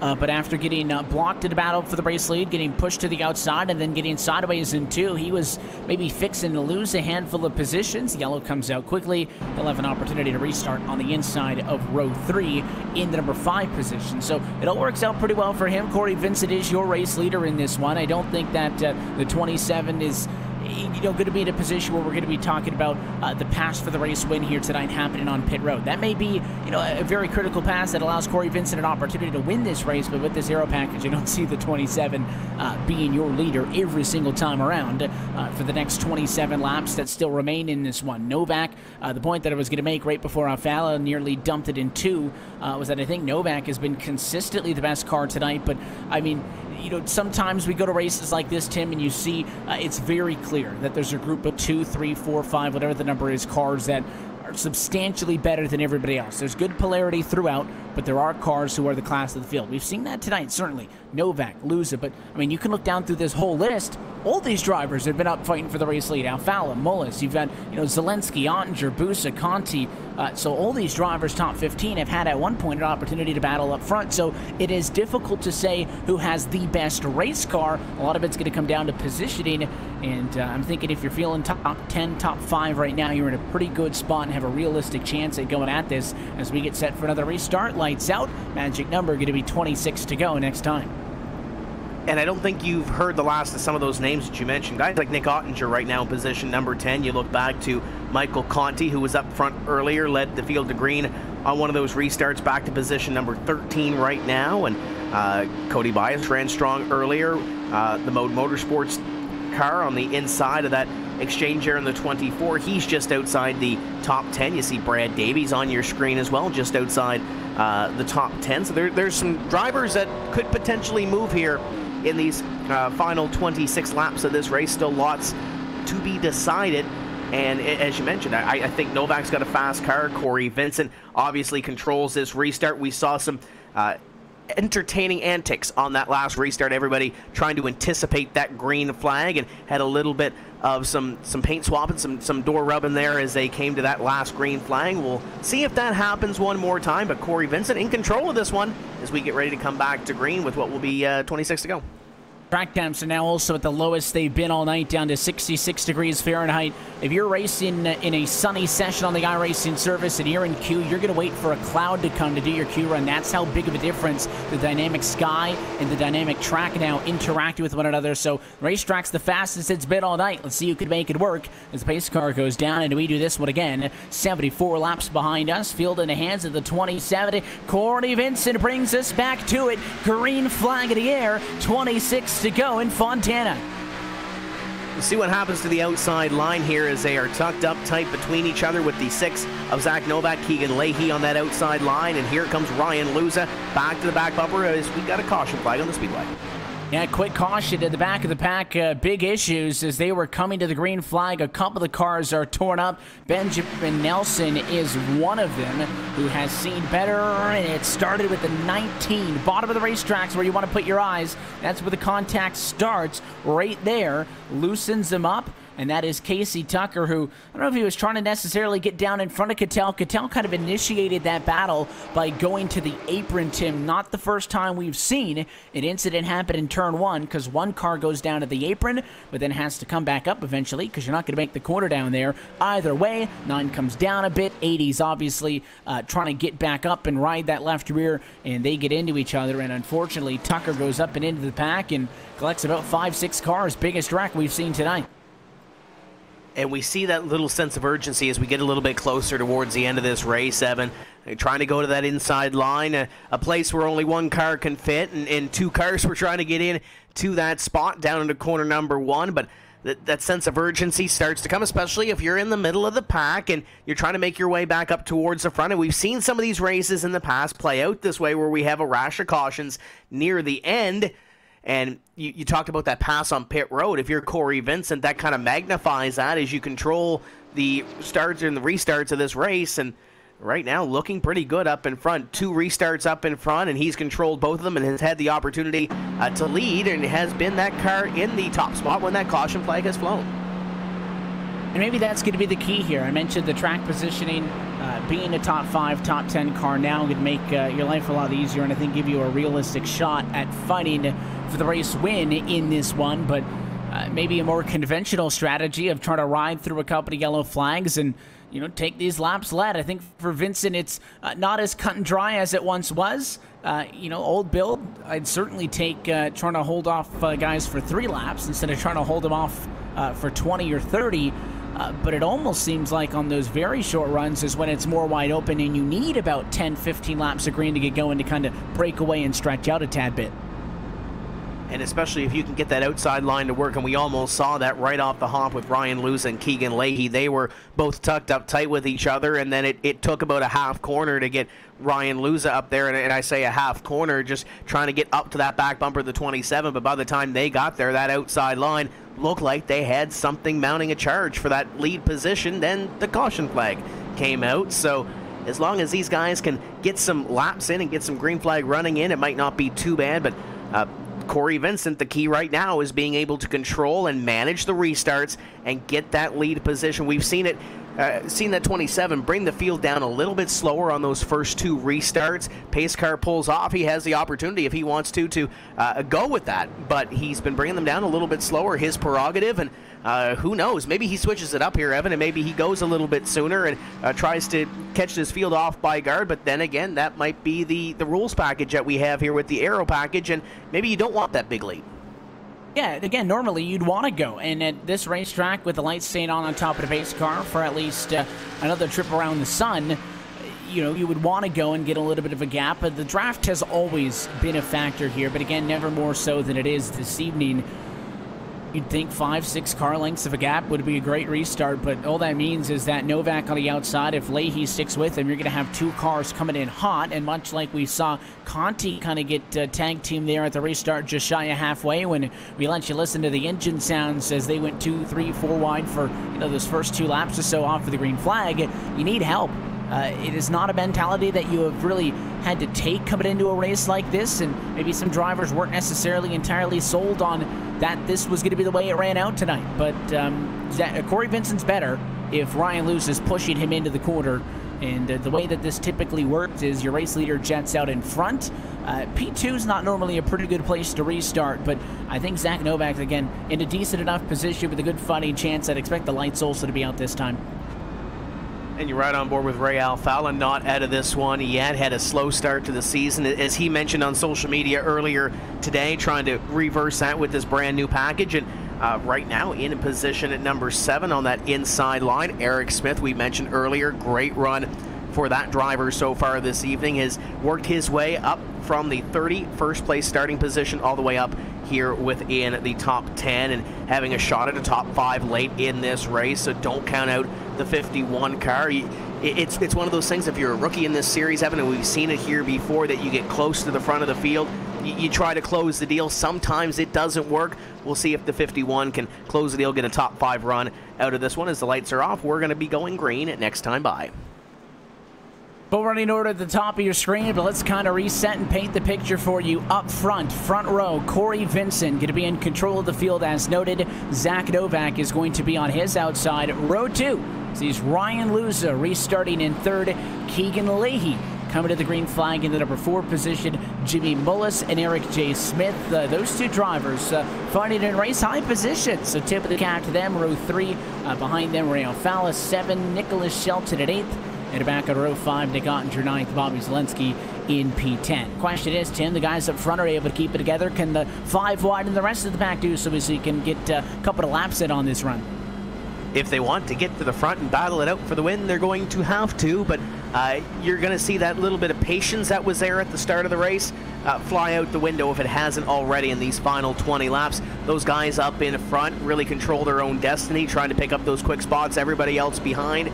We're going to see that 3. We're going to see that 4 wide racing, and they're going to want to get to the front of the field because this is where the pay window begins to open in round number 3. Big time restart coming up from Fontana. We'll see what Corey Vincent's got. He's hanging way back, holding 70 miles an hour. As the pace car dives down and is getting out of the way right now. The 27 can go whenever he wants as he tries to time this up with the 53 Alusa on the bumper. He'll bring him all the way through to the center of the restart box. Green flag in the air. Let's listen to turn 1.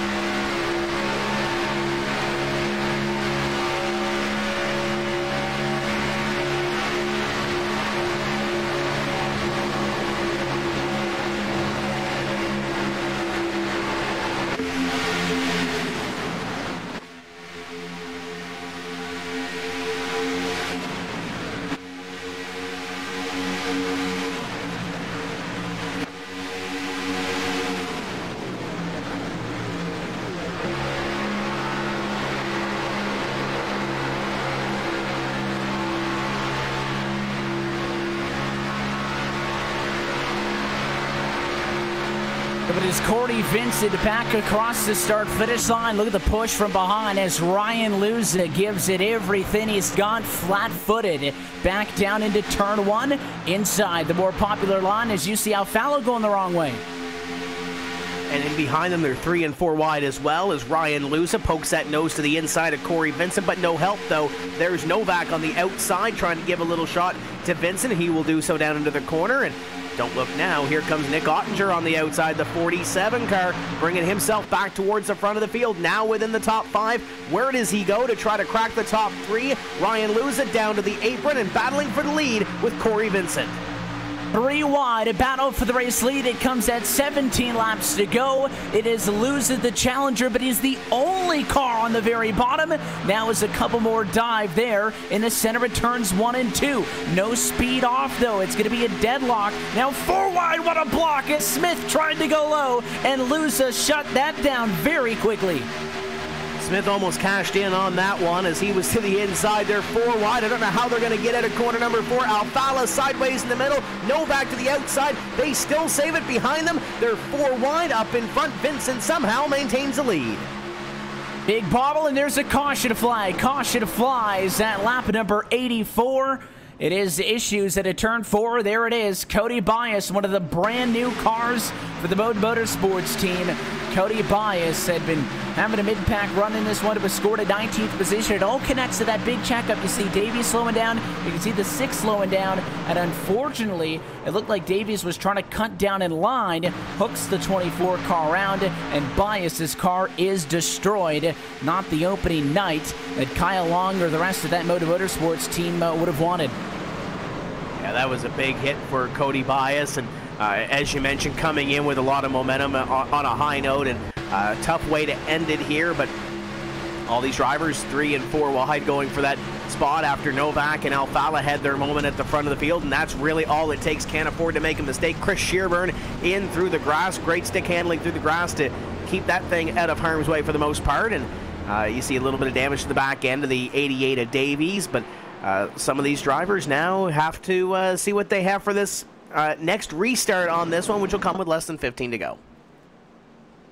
And now these restarts ever get that much more critical. We talk about the difference between, I think before, when we kind of grouped everybody up in this running order, we had our final pit stops, is you see cars towards the back come down to the pit lane and get a majority of them damaged, but you know, we were looking at a 32 or so lap run to the end, and now we're going to be right on the doorstep of outside of 10 to go. The tires are getting older, though, so you are not going to have that bite off of the restart like you have pretty much had on every other restart tonight, Tim. It's been you get a yellow, and you get 4 tires in fuel. No longer the case, as track position is the ultimate concern for all of these drivers. So these restarts are going to be that much more sketchy. You're talking about tire spin. You've seen drivers pinching, not only getting up on the bumper of the cars in front of them, but even door banging next to one another as they're trying to get every single little advantage that they can. We saw a couple of blocks down the back straightaway. Ryan Luza and Eric Smith almost got into it on the back straightaway. We've seen it since the start of the race on the front straightaway, where drivers will go to the apron. Nick Ottinger, Bobby Zielinski being a couple of those that are really going for that apron at a corner number 4 and getting down there and hoping they have that spot by turn 1. We almost saw that exchange for the lead where Ryan Luza went down there and almost got the lead away from Corey Vincent on that inside by getting down there on that apron and having that line down into corner number 1. So we could possibly see that play out too if we get a couple laps in here, but we mentioned earlier about this 47 car of Ottinger was hanging outside the top 10 and started up from the front of the field, and now he has an opportunity from position number 2 to possibly take away a win here at Auto Club. Was very strong early in this one, and now at the end, when it's beginning to count, Ottinger is there in the JTG Doherty number 47. And he's somebody who was obviously one of the big players early in this race. In fact, he runs exactly where he started some hour and 20 minutes ago at 86 laps ago now, right there in the number 2 position. It's been a different story for some of the other drivers around him. Corey Vincent took a little bit to be able to work through the field and take over the race lead in this one. Eric J. Smith has had quite the incredible night en route to his current P4 running order. Zielinski, Mullis, other drivers who came outside of the top 10 to get into the top 5, where they all kind of sit now and have a realistic shot at fighting for this race. But the impressive thing, and one of the concerns we talked about when you have PAC racing, it's normally a discussion that you save for the super speedways, the Talladegas and Daytonas of the world, which, by the way, both of which on the calendar for the first time in some 6+ years. Talladega coming up in just a couple of weeks, in addition to our annual trip to Daytona that opened up the season 4 weeks ago. But 37 cars are still in this race after 86 laps. For the racing that we have seen, incredible stuff thus far for the debut of this 2019 package. And when that caution flag flew, we saw that number 6 of Novak, we saw the 21 of Alfala fall back, and then that caution flag come out behind them and kind of saved them a little bit. But at this point, Ray Alfala currently scored back there in what would be position number 10, and then a few positions back from him is Zach Novak. Novak fared a little worse back there in position number 15. So yes, the caution did save them from what could possibly or potentially have been disaster, but there you see Novak. He's got a lot of traffic ahead of him compared to where he's been running, and we mentioned Novak having one of the fastest race cars here this evening. He's going to have to pedal in these remaining 14 or so laps, because we've seen this package, and we've seen this 3 and 4 wide racing. He's going to have to be smart about it. We've seen some of that 3 and 4 wide not play out the way they want it to, Evan, but keep an eye on the 6 car, Zach Novak. He's got some speed. We'll see what he can do here when the chips are down. Yeah, 4 laps ago, Zach Novak was your race leader. He had a nose in front of the 27 and the 53 in a battle for the race lead coming out of 2, and it all stems back to that contact where we saw the 4 wide not work. It was a kind of squeeze to the middle of the racetrack for the 62 car. Alfala got bumped up the hill. He got into the 6 at Novak, and that was the chain of reaction that eventually led to the caution flag. And again, it saves you in one regard, but going to be kicking yourself. You fight for so good for so long to get into a good position to fight for a race win. A small bobble like that's going to make it a lot harder. Now I think you're going to be happy if you can walk out of this one with quite simply a top 10 finish. But the lights are out, so we get set to do the dance for what could be the final time. It's going to be 87 laps complete in this race. 13 laps to go as they are doubled up in turn number 4. Getting set for the run to the end. This final portion of tonight's broadcast is brought to you by Herculiner Truck Bed Liner. The tough comes easy. Nothing about the race win here tonight is going to be handed to you. As Corey Vincent gets set to lead a defense once more, there's 13 laps from Fontana to settle this one out. Ottinger wants to go, but it's the 27 bringing us to the green flag. But Ottinger has Eric J. Smith tucked up tight behind as they go 3 and 4 wide in behind already on this restart. Turn 1 is going to get tight from about 10th on back as Duval's in the middle 4 wide. Chalner's a part of it, but you can see it way back there. They're 2 by 2 up in front. That sense of urgency as you can see it off 2 in the middle of the pack. You can see it mid-pack, and I think that's where you're going to be concerned if you're a race leader. You've got some separation up front. There are 2 rows of 4 wide in the center of the pack as all of that funnels into turn number 3. That's what your race leaders are concerned about. They can't think about it, though. Those cars are bouncing off in a spinner. I think it's Benefiel in 4. There's the caution again. So the caution flag will fly one more time just as they were getting 3 wide up within the top 10. It was about to be go time off of corner number 4 for your leaders, but they were bouncing off each other at the back of the pack. As you can see here, you're right on board with Adam Benefiel. There's Hurst, there's Chalner on the outside, and it just closes up. Overland to the inside, and you can't fit 4 cars to that inside line where probably 2 are going to fit, and Benefiel goes around, and you can see it one more time here. That hole just closes up. It looked like Hurst was trying to come down. You see Hurst trying to go to the inside. Looked like he was trying to pass Challenger there, and that made kind of a de facto 4 wide where you were only really 3 cars wide, but you were trying to squeeze down like there was another car there, which there wasn't. And the 74 comes down, pinches Benefiel, and he ends up being the ping pong ball in the middle of that, who goes for a spin. Somehow, though, nobody else involved. Fortunate enough that the contact came from further back in the pack. I know we've been able to avoid catastrophe once with the car stopped on the apron in turn 1, but you know, you can only get that so many times. So better feel lucky that the rest of the pack had cycled through, and it'll slow us down once again. Cars at the back going to trickle down to pit road, get repairs, get tires. Look at the top 20 there. Nobody even glancing to pit road. Challenger looks like he'll be the first to bear left and come in. Your race leaders are working with what they've got, increasingly poor tires, but Corey Vincent continuing to inch closer and closer to victory lane. If I'm a fan of the JTG Doherty team, I like where Nick Ottinger starts right now in position number 3. He'll be on the inside of row number 2, and we mentioned he likes to dip that car down to the apron. He didn't have that opportunity on that restart. He started on the outside, and we've only been seeing short little spurts of green flag racing. We've seen, a lap or so of green flag, and then it goes back to caution. If I'm Nick Ottinger, once we get up to speed down the back straightaway, try to get a lap in here and maybe go back to the apron on the inside. And I kind of like where Ottinger starts. And then you look on the outside of him, he'll have Bobby Zelensky. There's another driver that was trying to get to the inside a couple of times and likes that apron. We've seen him on that apron on the front straightaway a couple of times. So trying to position yourself with something. And how about Eric Smith? The independent continues to impress here. So in the top 5 in the waning laps of this race, could very well play a factor in this one before the checkered flag flies, and trying to get a little bit closer, trying to get on that podium and maybe grab some cash out of this one.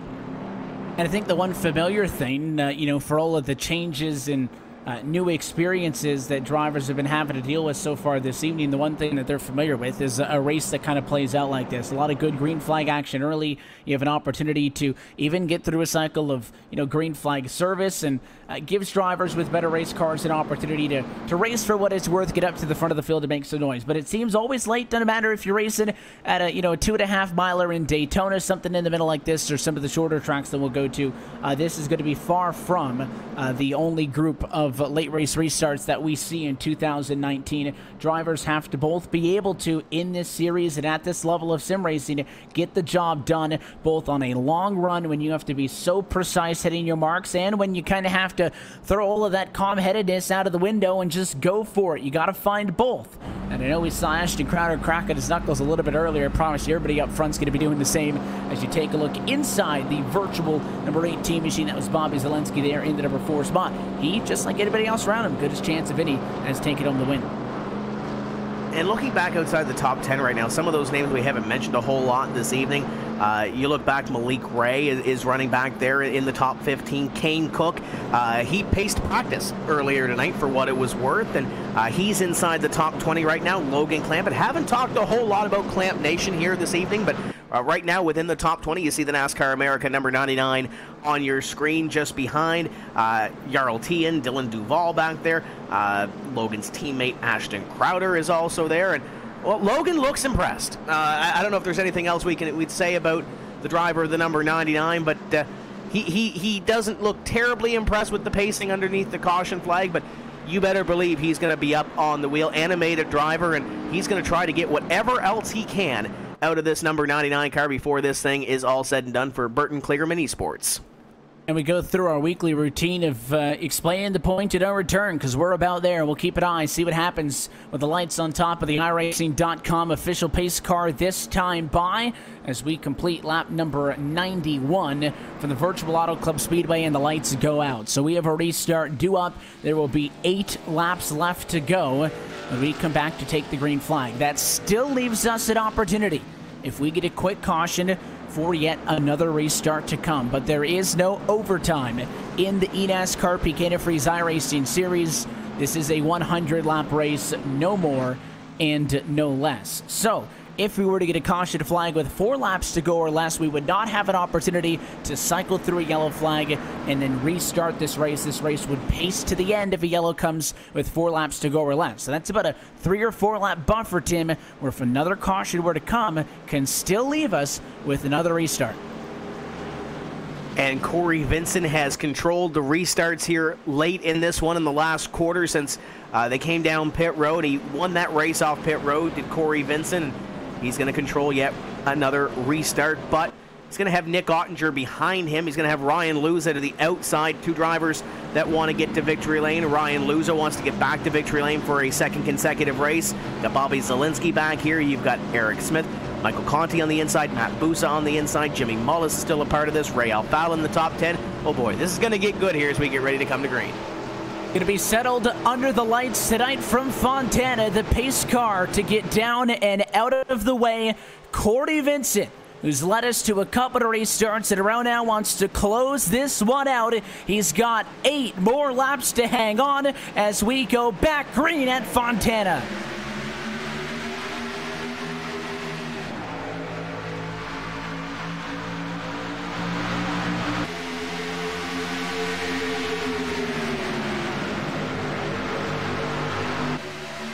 Caution flag behind as your race leaders were fighting too wide for the point, and a car is upside down. That is Chris Overland in the Ford Motorcraft entry for the Wood Brothers Racing. Not how his night wanted to go, and there's the replay. 4 wide, he finds himself in the middle, and it's actually contact below him with the 74 of Hurst going to the apron, pushing up, and it looked like he squeezed the 14 of Kerwin into him, and minding his own business was Chris Overland, who goes up into the outside wall and up and over. And they were 5 wide at one point, and I believe that the checkup really started about 5 rows or 6 rows in. I saw Blake Reynolds and Jake Nichols have a little exchange. Jake Nichols got down to the apron, kind of got out of the line, got into Blake Reynolds, and that might have caused that little bit of a checkup in behind, but it only takes one little small mistake, Evan, to put those drivers in a precarious position, 3, 4, 5 wide. It's a restart. It's the second to last restart of the night. At least they know that now, and you have to pick up every single position that you can. And a tough break for Chris Overland. I know he's had a tough night, but he'll look to rebound in a couple of weeks' time as we head to his home state at Texas Motor Speedway. It'll be a fun one. Same package, a little bit of different racing, but same concept. A lot of not lifting off of the right foot as we head to what is already a very fast intermediate racetrack at Texas Motor Speedway. We'll catch that one in 2 weeks' time, March 26th. Hope you're with us right here on the iRacing Esports Network, but this does prepare us as the field actually had to go all the way around and is still catching up to the pace car. May set us up for what is an impromptu green-white checkered. I know we said that there is no overtime. It is not a green-white checkered in your conventional sense, but I'm thinking a magic number might be a 2-lap to go restart.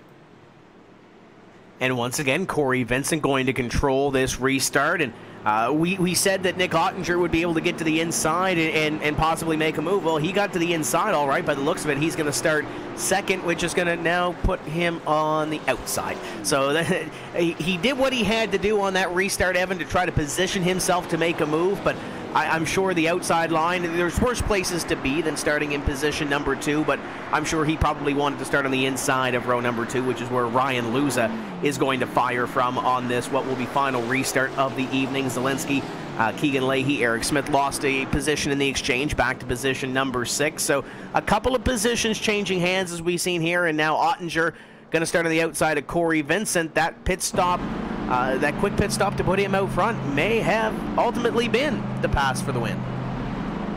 It may have been. I know that, expecting some green flag laps, you'd see these drivers swap it out, but Corey Vincent's done exactly what he needed to do. And I was kind of hypothesizing as you see lapped car go by on the outside of the racetrack. Phil Diaz going to get away by, and he is going to come from 7 laps down to 6 laps down. But good job for him for fighting it out in P38, trying to get every single little point that you can. I was kind of thinking that Corey Vincent would actually more appreciate more laps. Get a 10-15 lap run, assuming that you can not pull the Zach Novak and you can stay up there and in this thing, start to spread out a little bit, and you kind of fight with 3 or 4 other cars as opposed to 10 or 12. I'm sure that they're going to be stacked in here within a half a second. But again, the incidents haven't been coming from up front. Instead, though, Corey Vincent gets a bunch of yellows, has to roll with the punches, has been perfect on the restarts, and the way these yellows fly, somebody doesn't need to clear you to become your race leader. Ottinger, Luza, anybody could have had just a nose in front, and the yellow comes out all of a sudden in your second. Even though you may have been able to defend him under green, doesn't matter. So he's done a very good job of not allowing that to happen, staying out in front, very much deservedly going to be in control for this restart. Ottinger's been on the outside a lot tonight. If you remember at the very start of this race, Nick Ottinger was on the outside of our pole sitter, Michael Conti, who's also gone through a lot of up and downs tonight. A self-spin early, no yellow. He's back inside the top 10, so don't count that 8 Chevrolet out. but Nick Ottinger's right back where he was when he made a pass for the race lead at the start of the night. See if he can do the same thing to close the night. And he's going to have to be on it because Corey Vincent has been lights out on these restarts. He's timed them perfectly, brought them down for the most part a little bit slower, not really going when the pace car hops off the racetrack. So he's got it figured out right now in front, and he knows how to get those restarts timed right. Behind him, Ryan Luza, Bobby Zielinski. Two drivers that have really started off the season well. Ryan Luza looking to pick up a couple of points and maybe get to that points lead pad a cushion right now, because Zach Novak, we've had a couple of restarts since they've had that little bobble with Ray Alfala. Zach Novak's been able to get back up to 12th, but it's only 3 or 4 spots at the end of the day. He still needs a little bit of ground to make up, but he's running out of time. He's going to have at least one more opportunity to pick up a few spots. It is going to be a 3-lap to go shootout to the end at the Auto Club Speedway. We're pacing at lap number 97, but the lights are out, so we will come around to take 98, 99, and 100. Of course, you got to get to the white flag to be able to guarantee that this one will finish under green flag conditions in the race back to the checkers. There's always a chance that a yellow flag comes out before then, and it does end up being a pace to the end. But your race leaders, they've been racing hard, but they have not been where the issue is. So if everybody towards the back can keep it together, expect a real barn burner here. Vincent Ottinger, row 1. Luz Zielinski, row 2. I think those are obviously the names you got to highlight, but you're 4-5 wide. You never know. Vincent controls his own destiny on these final 3 laps, and especially on this restart. If he can keep those drivers at bay, hit his marks on this restart, he might come home a winner. But Nick Ottinger, we've seen it on the outside line. He knows how to make a move on the outside, knows how to get down to the inside. And, oh, by the way, Ryan Luce is trying to go back to back. This one is going to be a very exciting restart with 3 to go. The final time tonight that the pace car is going to go to pit road. Corey Vincent's been so good on these late race restarts, but he needs to nail just one more. Pace car off. He goes early. Green flag in the air. 3 laps left to go. First time he's gone early all night long on these restarts, and now Ottinger going to fall into line to position number 2, lose at a 3rd. Zielinski still on that outside, but there's not really a whole lot of pushing on that outside line, and now that Eric J. Smith goes to the inside, it looks like Zielinski the only one out there. There goes Luza. Luza makes a move to the outside. It's going to be Zielinski pushing him. Those 2 lead the top. 3 cars lined up on the bottom. Corey Vincent, Nick Ottinger, and the 62 of Keegan Leahy. These cars are just now getting up to full speed, 180 miles an hour in 3 and 4, and it is a lead group of 7 cars looking for 2 laps to go. They're going to be 4 wide for P4. And how about Michael Conti? Conti to the inside. He's trying to get a top 5 run late in this one for Junior Motorsports. To the inside, he goes on Keegan Leahy. Up in front continues to be Corey Vincent holding court. Ryan Luza going to get that run off of 2, but he's got no help from behind. Ottinger going to slide into that outside line. Look at that outside line run. Here comes the 53 of Luza. He's going to be neck and neck with Corey Vincent. The battle's going to take us into turn 3 for the penultimate time as Nick Ottinger sits on row 2 looking for a way by, but he cannot find an opening. Give the advantage to Corey Vincent. Second to last time they come to the start-finish line. They're going to get there. White flag in the air. 1 lap to go. 2 by 2, and here comes Ottinger to the inside. We're going to go 3 wide down into corner number 1. Could this be the move for the win? Ottinger is going to take that inside line. Vincent going to try to power out on the outside. Ryan Luza is there with them as they head down the back straightaway. Oh, this is going to get tight. Oh, contact. The 27's going to get turned. Vincent in front of the field. White flag, so we stay green. It is Eric J. Smith to the point. He comes down. Leahy to the very inside. Side by side in the final quarter. Zielinski peeks on from 3rd, but it is a move to the outside for Eric J. Smith, who's going to hang on. 3 wide at the start finish line. Race winner at Fontana. Eric Smith steals the win. That was impressive for Eric J. Smith, a independent coming in to this eNASCAR PEAK Antifreeze Series season. Right place, right time, comes out with the win. Has to make his way through what happened on the back straightaway. Nick Ottinger made that move, trying to make that win happen, and at the end of the day, it goes to the GoPro Motorplex 51. Eric Smith is going to go to victory lane for the first time in his eNASCAR PEAK Antifreeze iRacing Series career. Took to the restart in the number 6 position. We saw the 3-wide battle in turn number 2, which led to the contact. Your race leader at the time, the 27, Vincent, gets turned, and on the very outside goes the 51. He avoids all the chaos, and they were nose to nose. Leahy drove it so hard down into turn 3, but I think very similar to what we saw on the other end of the racetrack when that same move was made by Ottinger. He just could not get back into the gas. And Eric J. Smith, with a driver to his inside, a driver to his outside, and cars wrecking behind, keeps cool under pressure. They keep it clean, most importantly, in that battle for the win. There was contact behind them, but the 62 doesn't dump the 51. They pitch each other to the apron, and Eric J. Smith gets a first career win at about the most spectacular way you ever could. It doesn't matter how you get it, Evan. It's just a matter of how you got, or when you get to the end of the race, it just goes down as a win. So Eric J. Smith going to go to victory lane as an independent, and I'm sure if there's any teams out there that are looking to join this series, I'm sure the stock just went up for driver 51. Well, some were questioning after the opening 2 races of the season. We were going to see an independent driver go to victory lane. It does happen with Eric J. Smith this evening. Let's look top to bottom at your RaceSpotTV full race results. The official margin of victory, 0.019 seconds. Smith over Leahy. Third place tonight belongs to Ryan Lewis, and from this point on, it's anybody's guess as they all split across the line. Our results have Bobby Zelensky in the number 4 spot, Matt Busa coming home in 5th, with Zach Novak in 6th spot, Ray Alfala 7th, and Michael Conti wrecks through for number 8 position. Jimmy Mullis ends up in the number 9 spot and rounding out your top 10. Big gains for the 2, that's Kane Cook. Finishing in position number 11 this evening is Nick Shelton. Jake Nichols comes home in 12th. Blake Reynolds 13th. Logan Clamp at 14th. Malik Ray in position number 15. Jarl Tien in 16th. Garrett Lowe 17th. Nathan Lyon 18th. Ashton Crowder in 19th. And Ben Nelson completes your top 20. Continuing on through 21st position tonight was Ryan Lowe. Nick Ottinger's 22nd with Casey Kerwin 23rd. Dylan Duvall in 24th and Logan Kress in 25th. There was also a wreck back here in the 20s coming across the start-finish line as well. Taylor Hurst ends up 26th spot. Brian Schoenberg in 27th with Timmy Hill 28th. 29th belongs to Chris Shearburn, and it looks like as well behind him it's Casey Tucker in P30.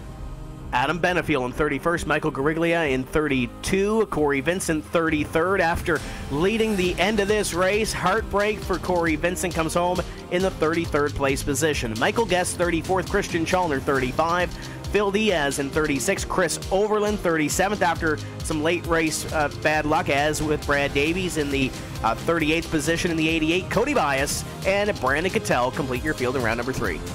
Going to be your complete look top to bottom at your RaceSpotTV full race results, and let's take another look at how that final lap transpired here for the Auto Club Speedway. You see the 3 wide, it's Ottinger to the inside, Vincent the middle, the 53 of Luza on the outside. They're all going to come together right here into turn 2. Vincent clears, the crossover from Luza doesn't work, hooks him around, and Eric J. Smith on the outside. That's the 51 car going through, but it was not over yet. He still had to hang on. Remember, that's the white flag lap, so we're still fighting for the race win. A valiant effort to the inside for Keegan Leahy, who came up no more than 2 100ths short. But again, those front 2 rows do a very good job of staying clean as they wreck behind, and barely inching out for his first ever win in the eNASCAR PEAK Antifreeze iRacing Series is Eric Smith. So we'll take one opportunity to step aside, and when we come back, we'll head down to victory lane and chat with your race winner. Smith takes home the checker. We'll talk with him next on the iRacing Esports Network.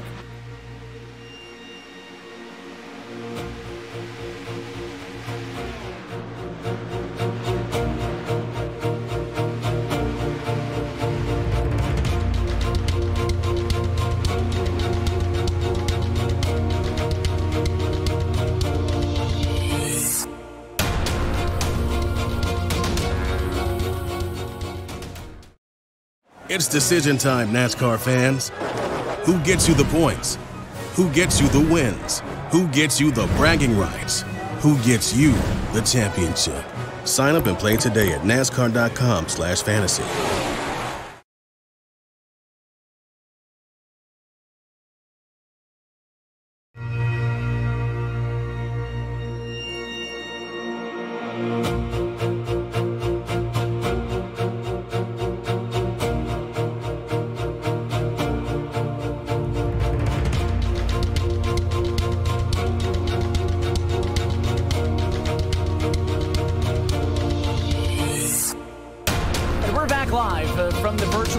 Club Speedway for the RaceSpotTV post-race show following tonight round 3 of this 2019 eNASCAR PEAK Antifreeze iRacing Series. The debut of the 2019 package did not disappoint. What a finish as we welcome you back into the booth. Evan Pasoko, Tim Terry with you at Hugo Louise downstairs as we get set to head trackside. Due up first, now the first-time winner at sim racing's top level, Eric Smith is your winner in tonight's Fontana 200. We are trackside with him now. Eric, congratulations. Just tell us about how it feels and that miraculous charge there on the outside from 6th to the race win on 3 laps to go.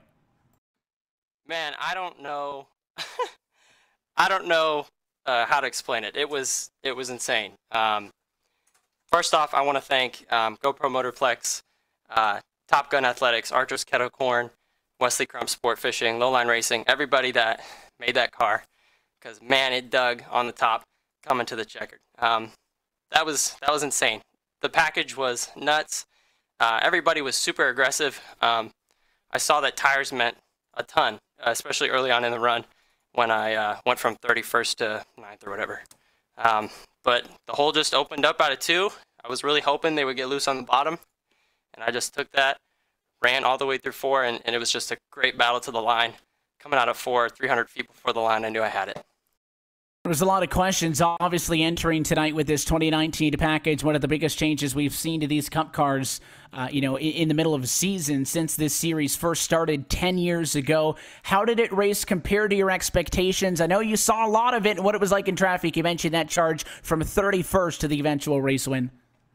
Yeah, the package was a lot how I kind of expected it. I think we were thrown a curveball with the weather, especially it being a lot cooler, as cool as the sim will let it get. We were all flat foot for most of the race, a lot longer than I thought we would be. But going into it, I knew it was going to be a battle of strategy, and I knew I had previous IndyCar experience where driving an aero push was, going to be a skill for the race. I was getting massive runs by just getting, on the gas super early before the apex of the corners and just carrying that speed all the way up there. But overall, the package, it has its naysayers, but it's crazy to drive. It's unlike anything I've ever driven before. And obviously, Fontana is not going to be the norm in this car. We'll see something very similar later this year at Michigan, but another big test coming up as we head to Texas Motor Speedway next week. You're still going to be hot on the gas in these cars, certainly compared to what it has been in years past. What do you expect now that drivers have a race with 40 cars under their belt to continue to adjust with the way that these things drive going forwards? Yeah, obviously, the different tracks have different rule packages, and I think Phoenix this past week was a good test for the entire service. But looking at the upcoming schedule, I think the increased downforce at slower tracks isn't going to have nearly as bad an aero push as the track did today. But, this track is wide, this track is fast. There's so many grooves that you can put your car. But at a place like Texas, you're going to only have maybe 2 or 3 grooves. Whereas in the past, you would have maybe 3, 4 grooves. However, you weren't dealing with that aero push nearly as bad as you are in this build. So it's going to be fun. I'm looking forward to all the different kinds of racetracks we're going to have on the schedule. But, man, this is just something I'm going to celebrate and enjoy for 2 weeks to come. I was going to say, we certainly appreciate you giving us your time here and letting us pick your brain a little bit, but I know you got to be feeling pretty happy now to be a winner at the top level of sim racing. First win in this eNASCAR PEAK Antifreeze iRacing Series. So we will let you get to that celebrating, Eric. Congratulations once more, and hopefully maybe this is the first of many for you. Thank you so much, Evan. I appreciate it. The race winner tonight from Fontana, Eric Smith, takes home the checkered flag in a thrilling photo finish atop the 62 of Keegan Leahy. It was nearly the 62 at Victor Lane, and said he comes home in second place. Trackside with Tim. Well, coming off of corner number 2, Keegan Leahy and Eric Smith were side by side for what was 4th place. And then, Keegan, walk us through what happened on the last lap. What did you see out of your windshield? I saw a lot of cars sideways, and again, instinct took over. I think just like the last interview I said, it's pretty hard to make a decision in that quick of a time span. You pretty much just have to let all of your experience take over, and somehow I made it through and came away with second, which is, I think, the highest I got up to the whole night, right on the last lap. You'd battled with Eric Smith at the end of the race, a driver looking for his first win in the series. You were once there before. What was the mindset going into that final corner? Were you trying to think about pinching him up? What was the mindset going into that final corner, knowing that it was going to be close at the stripe?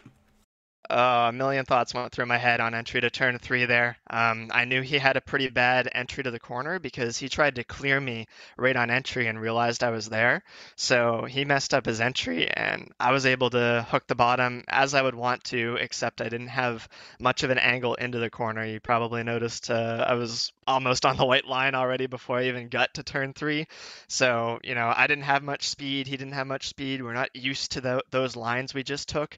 And it's really hard to find the limit of the tires on the very last lap of the race going for the win when you have no idea if the tires are going to stick. First major test for this rules package. What are your thoughts after 100 laps at Auto Club? Honestly, I gotta say it. I was definitely one of the guys on the fence about this package. I wasn't too happy, supposedly, taking the skill out of the driver's hands. Dropping down or giving you so much aerodynamic grip and stuff. But wow, after doing my first real race on this package, it is so hard to race and maintain your position. And it's a whole different skill. It's not, sliding your car around for 30 laps, barely being able to keep it straight. It's more about positioning your car in the right spot at the right moment, never making any sort of mistake, because if you lose any bit of momentum, you're just going to fall back, and it's so hard. Man, you'd have to race it to know. Who helps you get this G2 esports car to the racetrack every week? Well, really got to thank my teammate Jarl Tyan. I'm not sure how he did this race. I wasn't able to check the full results yet. And Bobby Zelensky, Chris Shearburn, they both put so much effort into the setup this week. We really came with a good piece again. Made some changes right before the race. Realized we needed to find a bit of speed based off of those qualifying results. So I spent the 20 minutes before the race throwing something together. And I was able to race that and felt really strong. I think if I got up front, I could have stayed there. And got to thank Coanda Sims for the support, especially Mitchell DeYoung for spotting, and definitely Virtual Racing School on the Hood. Check them out. We do coaching services and post setups and data and videos and everything you'd need to get as good as we are. There's Keegan Leahy coming home with position number 2. Great run for the driver from Halifax, Nova Scotia. I'll see you tomorrow night, okay? Yeah, we'll see you on the racetrack at Carpon tomorrow night. We'll kick it over to Ryan Luza with Evan Pasoko. Ryan Lewis is somebody who was in the battle for the race win all night tonight and is able to walk away with a third-place finish. We're down with him now. Ryan, congratulations. I know it's a good result. Certainly you'll take the points and head on through, but I feel like when you're that close to a win in the flip side entry that you want that little bit extra. And, 3 wide for the race lead. Certainly had your shot. Just tell us about it. Yeah, definitely happy to come away with a third after that, coming up off of 2.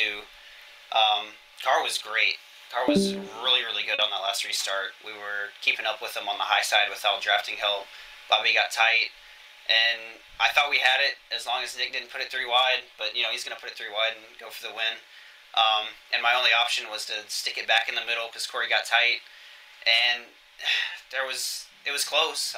There was enough room to make it work, but we kind of just bounced off each other a little bit. And then hooked Corey. At that point, I was hoping the caution flag, was going to fly immediately. I thought the race was over. I was excited. And the caution flag didn't come out. Eric blows by me, and the rest of the guys blow by me. So I'm like, damn, we're probably getting 8th here. And then coming off of 3 and 4, somehow we had a really, really good run, even with that damage that I got, and came home with 3rd. So definitely lucky to finish there. That race was crazy. I'll tell you that for sure. Very crazy. I know we enjoyed watching it. There was a lot of hype over this race and what that new package would bring. And the question of, and one of the main concerns drivers expressed was if you're just going to be able to ride it flat out all the way around, how are we going to be able to differentiate ourselves? But it certainly looked like after 15, 20 laps or so, some of the drivers rose to the top and definitely appeared that you had that car dialed in because we saw a lot of drivers coming to go from the front, but you were pretty much locked into battles for the race lead all night. Yeah, car was really good. We struggled a little bit right when the sun went down and the track got cold, so we made a good adjustment for that. I feel bad for Novak. I think Novak had the fastest car all night. He was really, really fast, but anything can happen on these restarts with how close we are together. And yeah, as far as us not lifting, I think on that restart I didn't lift until I got together with Corey, so that was like 5 laps or 3 or 4 laps of just full throttle. I don't know. It's a lot different. A lot of mixed feelings, but it did produce an exciting race. I feel really bad for Nick and Corey. Corey led, I don't know, 35 straight laps towards the end, but that's just the way it goes when we're racing that close and putting it 3 wide on the last lap. Going forward, this is now the new norm. I know it's exciting tonight, new package, and it'll certainly be exciting for the next couple of weeks, but now having a good idea of what you're going to be working with for the rest of this 2019 campaign, how you feeling going into Fort Worth? No idea, honestly. Hopefully it's not quite like Cali. Obviously Cali's a kind of a super speedway, so it's a huge track. Going to Texas, right? We should fall off a bit more, right? So hopefully it's not as tight packed as we were here, so we should be able to get a little bit more green flag racing, and some tire wear, not be flat footing it for so long. So hopeful for that. Just gotta come prepared for Texas. We came with a really good car tonight. All you gotta do is come prepared. That's all we can do, and try to keep the car clean. A solid night for you as you walk away with $100 for third place. Ryan, thanks for your time. Again, congratulations on a good result, and we'll see what happens as we head to the intermediate in 2 weeks. Thanks, Evan. Just real quick, got to shout out Flipside and everyone on board iNex. Thanks to Stats Helix and G Fuel for being on the car, and everything iRacing has done with the NASCAR teams and esports organizations to get us where we're at. Very exciting. A good-looking 53 car, too, running up front all night as it comes home in third under the lights this evening. Just behind him, and this is where things started to get a little bit more dicey coming across the start-finish line. Bobby Zelensky ends up fourth, and Tim's chatting with him now. Well, Bobby, you were 8th coming off at turn 2 on the last lap, and you end up in position number 4. What did you see out of your windshield coming off at 2? Saw a couple cars get together up in the lead. I think Corey was one of them, and the guys on the low line had to check up, and I didn't check up at all. I'm not checking up on the last lap. Got a giant run around the outside, kind of following Eric in a way, and yeah, we were flying there at the very end. And then as I went into 3, I knew I was 3 wide, and almost had enough speed to get down in front of Luza there, but just didn't have quite. Just needed a couple more feet, and then we raced to the line. That was an insane type of racing right there. The car was, on that restart, I was, the first couple laps, which really cost me some time, the car was just plowing tight, and I was losing time, but that last lap really kind of came back, got loose again, and I was able to, make that move in turn 3 and 4 in the last lap of the race to kind of get around those guys. An exciting finish to it, and exciting racing throughout the race as well. Does this new package, this new rules package, get a passing grade from you? I mean, okay, so I'm sure it's amazing to watch, and it is super fun to do because it's anybody's race, and setup doesn't matter a whole lot. Your kind of driving skill doesn't matter a whole lot. Your mental skill for racing does matter a lot. But unless your setup's really bad, like kind of mine was the first half of the race, we just got it all wrong. We were plowing tight and had a lot of problems. If your car is just nice and decent, you can race for the win, and if you position yourself right, get a big draft, and like you saw with Eric, he got out to the lead after restarting 6th. So it's totally different than before. It feels like a mix between like an intermediate and Daytona now. It's not pure Daytona, but it's pretty close. Wide open spaces here. We go to Texas, 1.5 miles, a little bit shorter in 2 weeks' time. What do we expect from the racing at Texas? I really don't know until we get to testing. I haven't tested Texas yet, but it is a completely different shape of a track. So, I mean, it's probably going to be a lot of the same, but honestly, I really don't know yet. We haven't tested it. We don't know how the draft's going to act. I've heard around that it is a bit different than here, so we might actually be more of a pack at Texas than we were here. But we're just going to try to get the car decent next time.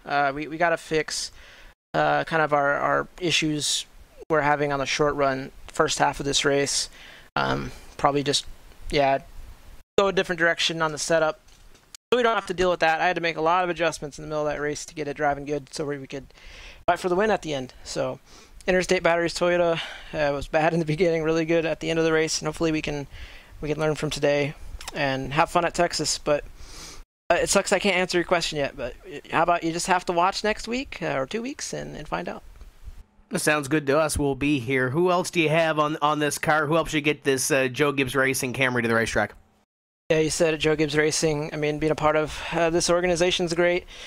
Jake and I are getting good points in the points championship for the teams. 3 weeks now, very consistent points. We're trying to get that team's championship. Put Joe Gibbs Racing up top where it belongs. So thanks to all of them.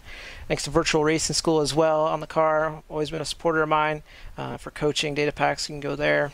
As well as all my teammates behind the scenes at Coanda, like Chris and Keegan. I mean, it's great to work with those guys behind the scenes. And all of our spotters, my spotter Philip Stam for helping me there at the end, giving me any info I need. And, we'll see y'all at Texas. That's Bobby Zielinski coming home with position number 4 here this evening. We'll slide down and have a little chat with Matt Busa, who finished in position number 5. And Matt, I'm going to ask you the same question that I asked Bobby Zielinski, only you came off of turn 2 on the last lap in 10th. You end up in 5th. What did you see on that last half lap? Yeah, it was a wild last 5 laps there. And then the last lap, I couldn't see too much. I saw Lusa swerve down to the left and just take out the 2 leaders. So after that, I just held it on the high side and somehow got 5th out of that. Almost got hooked across the line, but luckily kept it in it. It was kind of an up-and-down night for you. You were in the middle of the pack most of the night, up through the front of the field. What did you think of the racing from a driver's perspective, learning this new build in the last week or so? What do you think of this whole new build and the whole new rules package? I think it's a mixture of both positive and negative feelings right now. It's at times fun to drive, like 4 wide here. That was a lot of fun. And then at the same time, when you think everything that's on the line and that the driver's skill is not the most important thing anymore, the setups are not the most important thing anymore, that aspect of it is kind of unfortunate. And it's a little bit frustrating when you spend a lot of time on the setup. And for example, my team, Conti, we did a really good job in qualifying, qualified 1st through 5th. And in the race, it was just anyone's race. And for the fans, I guess it's definitely fun to watch. Looking at some of the replays right now, it looks like a blast out there. But I think it'll take a couple more races to really get a feel for it and develop a full opinion. 3 races in, you're 7th in the point standings. Did you think this is where you would be 3 races in? Did you expect a little bit higher? What's the mindset after 3 races? Summarize your season so far. Yeah, I'd say it's about where I hoped I would be in the playoffs for now. I think Daytona, just being the biggest wild card, is coming out of there with the 16th place finish I got. I had hopes of getting in the top 8 within the next few races, and we've accomplished that goal. So now we can set our sights on getting into the top 5 in points and maybe even higher. I'm going to tell you, this Chill Blast race car looks absolutely smooth here this evening. Beautiful livery on this race car. Who else do you have that helps you get to this racetrack every single week? Yeah, big shout out to Williams Esports for all their support and this new livery. This is the first race we debuted this livery for. And we have several other partners. Chill Blast, like you mentioned, they have incredible gaming PCs. Team Razer and Razer headsets. We got BenQ monitors, Playseat, and their awesome gaming seats. Fnatic and their wheels and pedals, and One All Sports for their jersey seats and esports teamwear. And a great run putting it to P at number 5 for the 5 of Matt Busa for Williams Esports. And Evan, I don't think that's the last time we'll see him up here near the front of the field. We saw him in the playoffs last year going for a championship. And right now, sitting in position number 7 after 3 races, right where he needs to be in that playoff picture. Yeah, certainly far from it if he's going to be able to keep it up. That's Matt Boosie, your 5th place finisher. Big thanks to everybody for giving us some time post-race to chat as well. Your top 3 walking away with the money. That's your championship standings now headed out of Fontana. Again, the overarching goal is to qualify for the playoffs later this year, but a tie now for the championship lead. Zach Novak and Ryan Luza, first, second tied at 120 points. Keegan Leahy, Zelensky, Mullis, and even Mike Conti there as well. All those drivers still sitting on top of each other. They haven't really had enough time 3 weeks into the season to get a little bit of separation, but there was a lot of anticipation, a lot of hype coming into tonight's race, Tim. We made the point during the race that very rarely is the sim ahead of our real-life counterparts, and of course, this new package made its debut in the Monster Energy NASCAR Cup Series last weekend at Phoenix. Of course, though, not this full iteration. If tonight was any indication of the action that's going to be coming up on Sunday in Fontana, you're certainly going to be either at that race or certainly tune it into it. But I think it worked out fantastic for us. Texas next for us, 2 weeks' time, March the 26th. But this 2019 package certainly got it kicked off with a bang. I mean, fantastic stuff top to bottom. It was fun for us to watch and fun for us to call as well, and hopefully the fans enjoyed it as well. And you look at that schedule that's coming up, a diverse mix of tracks, Texas and then Richmond and then Talladega. Got Sonoma in the middle of the summer as well. This is going to be a very exciting stretch towards the end of this season and into that playoff run. And 3 races in, this is where you really start. If you're outside the top 20, top 25, you really start to look at that points picture. How do you get yourself up there in that top 8? And as we saw in that points graphic, Eric Smith, top 10 in the points after 3 races, an independent driver after going to victory lane. Huge win for him, and now I'm sure he sets his sights on trying to go back-to-back at Texas. Some big shoes to fill. I'm sure he's got a big target on his back, but congratulations to Eric Smith taking away that victory.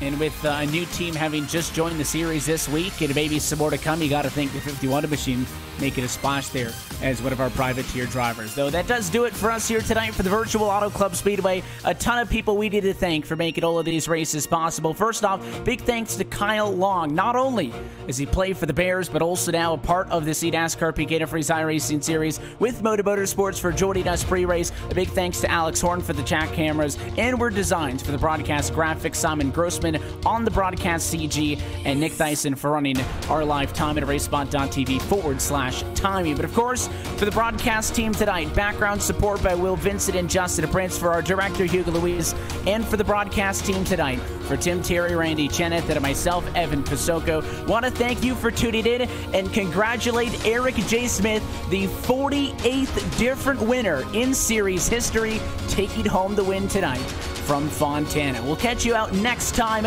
on Tuesday, March the 26th. That one for the Virtual Texas Motor Speedway. That race and every race of this 2019 eNASCAR PEAK Antifreeze iRacing Series can be found right here on RaceSpotTV and the iRacing Esports Network. Until next time, good night from California.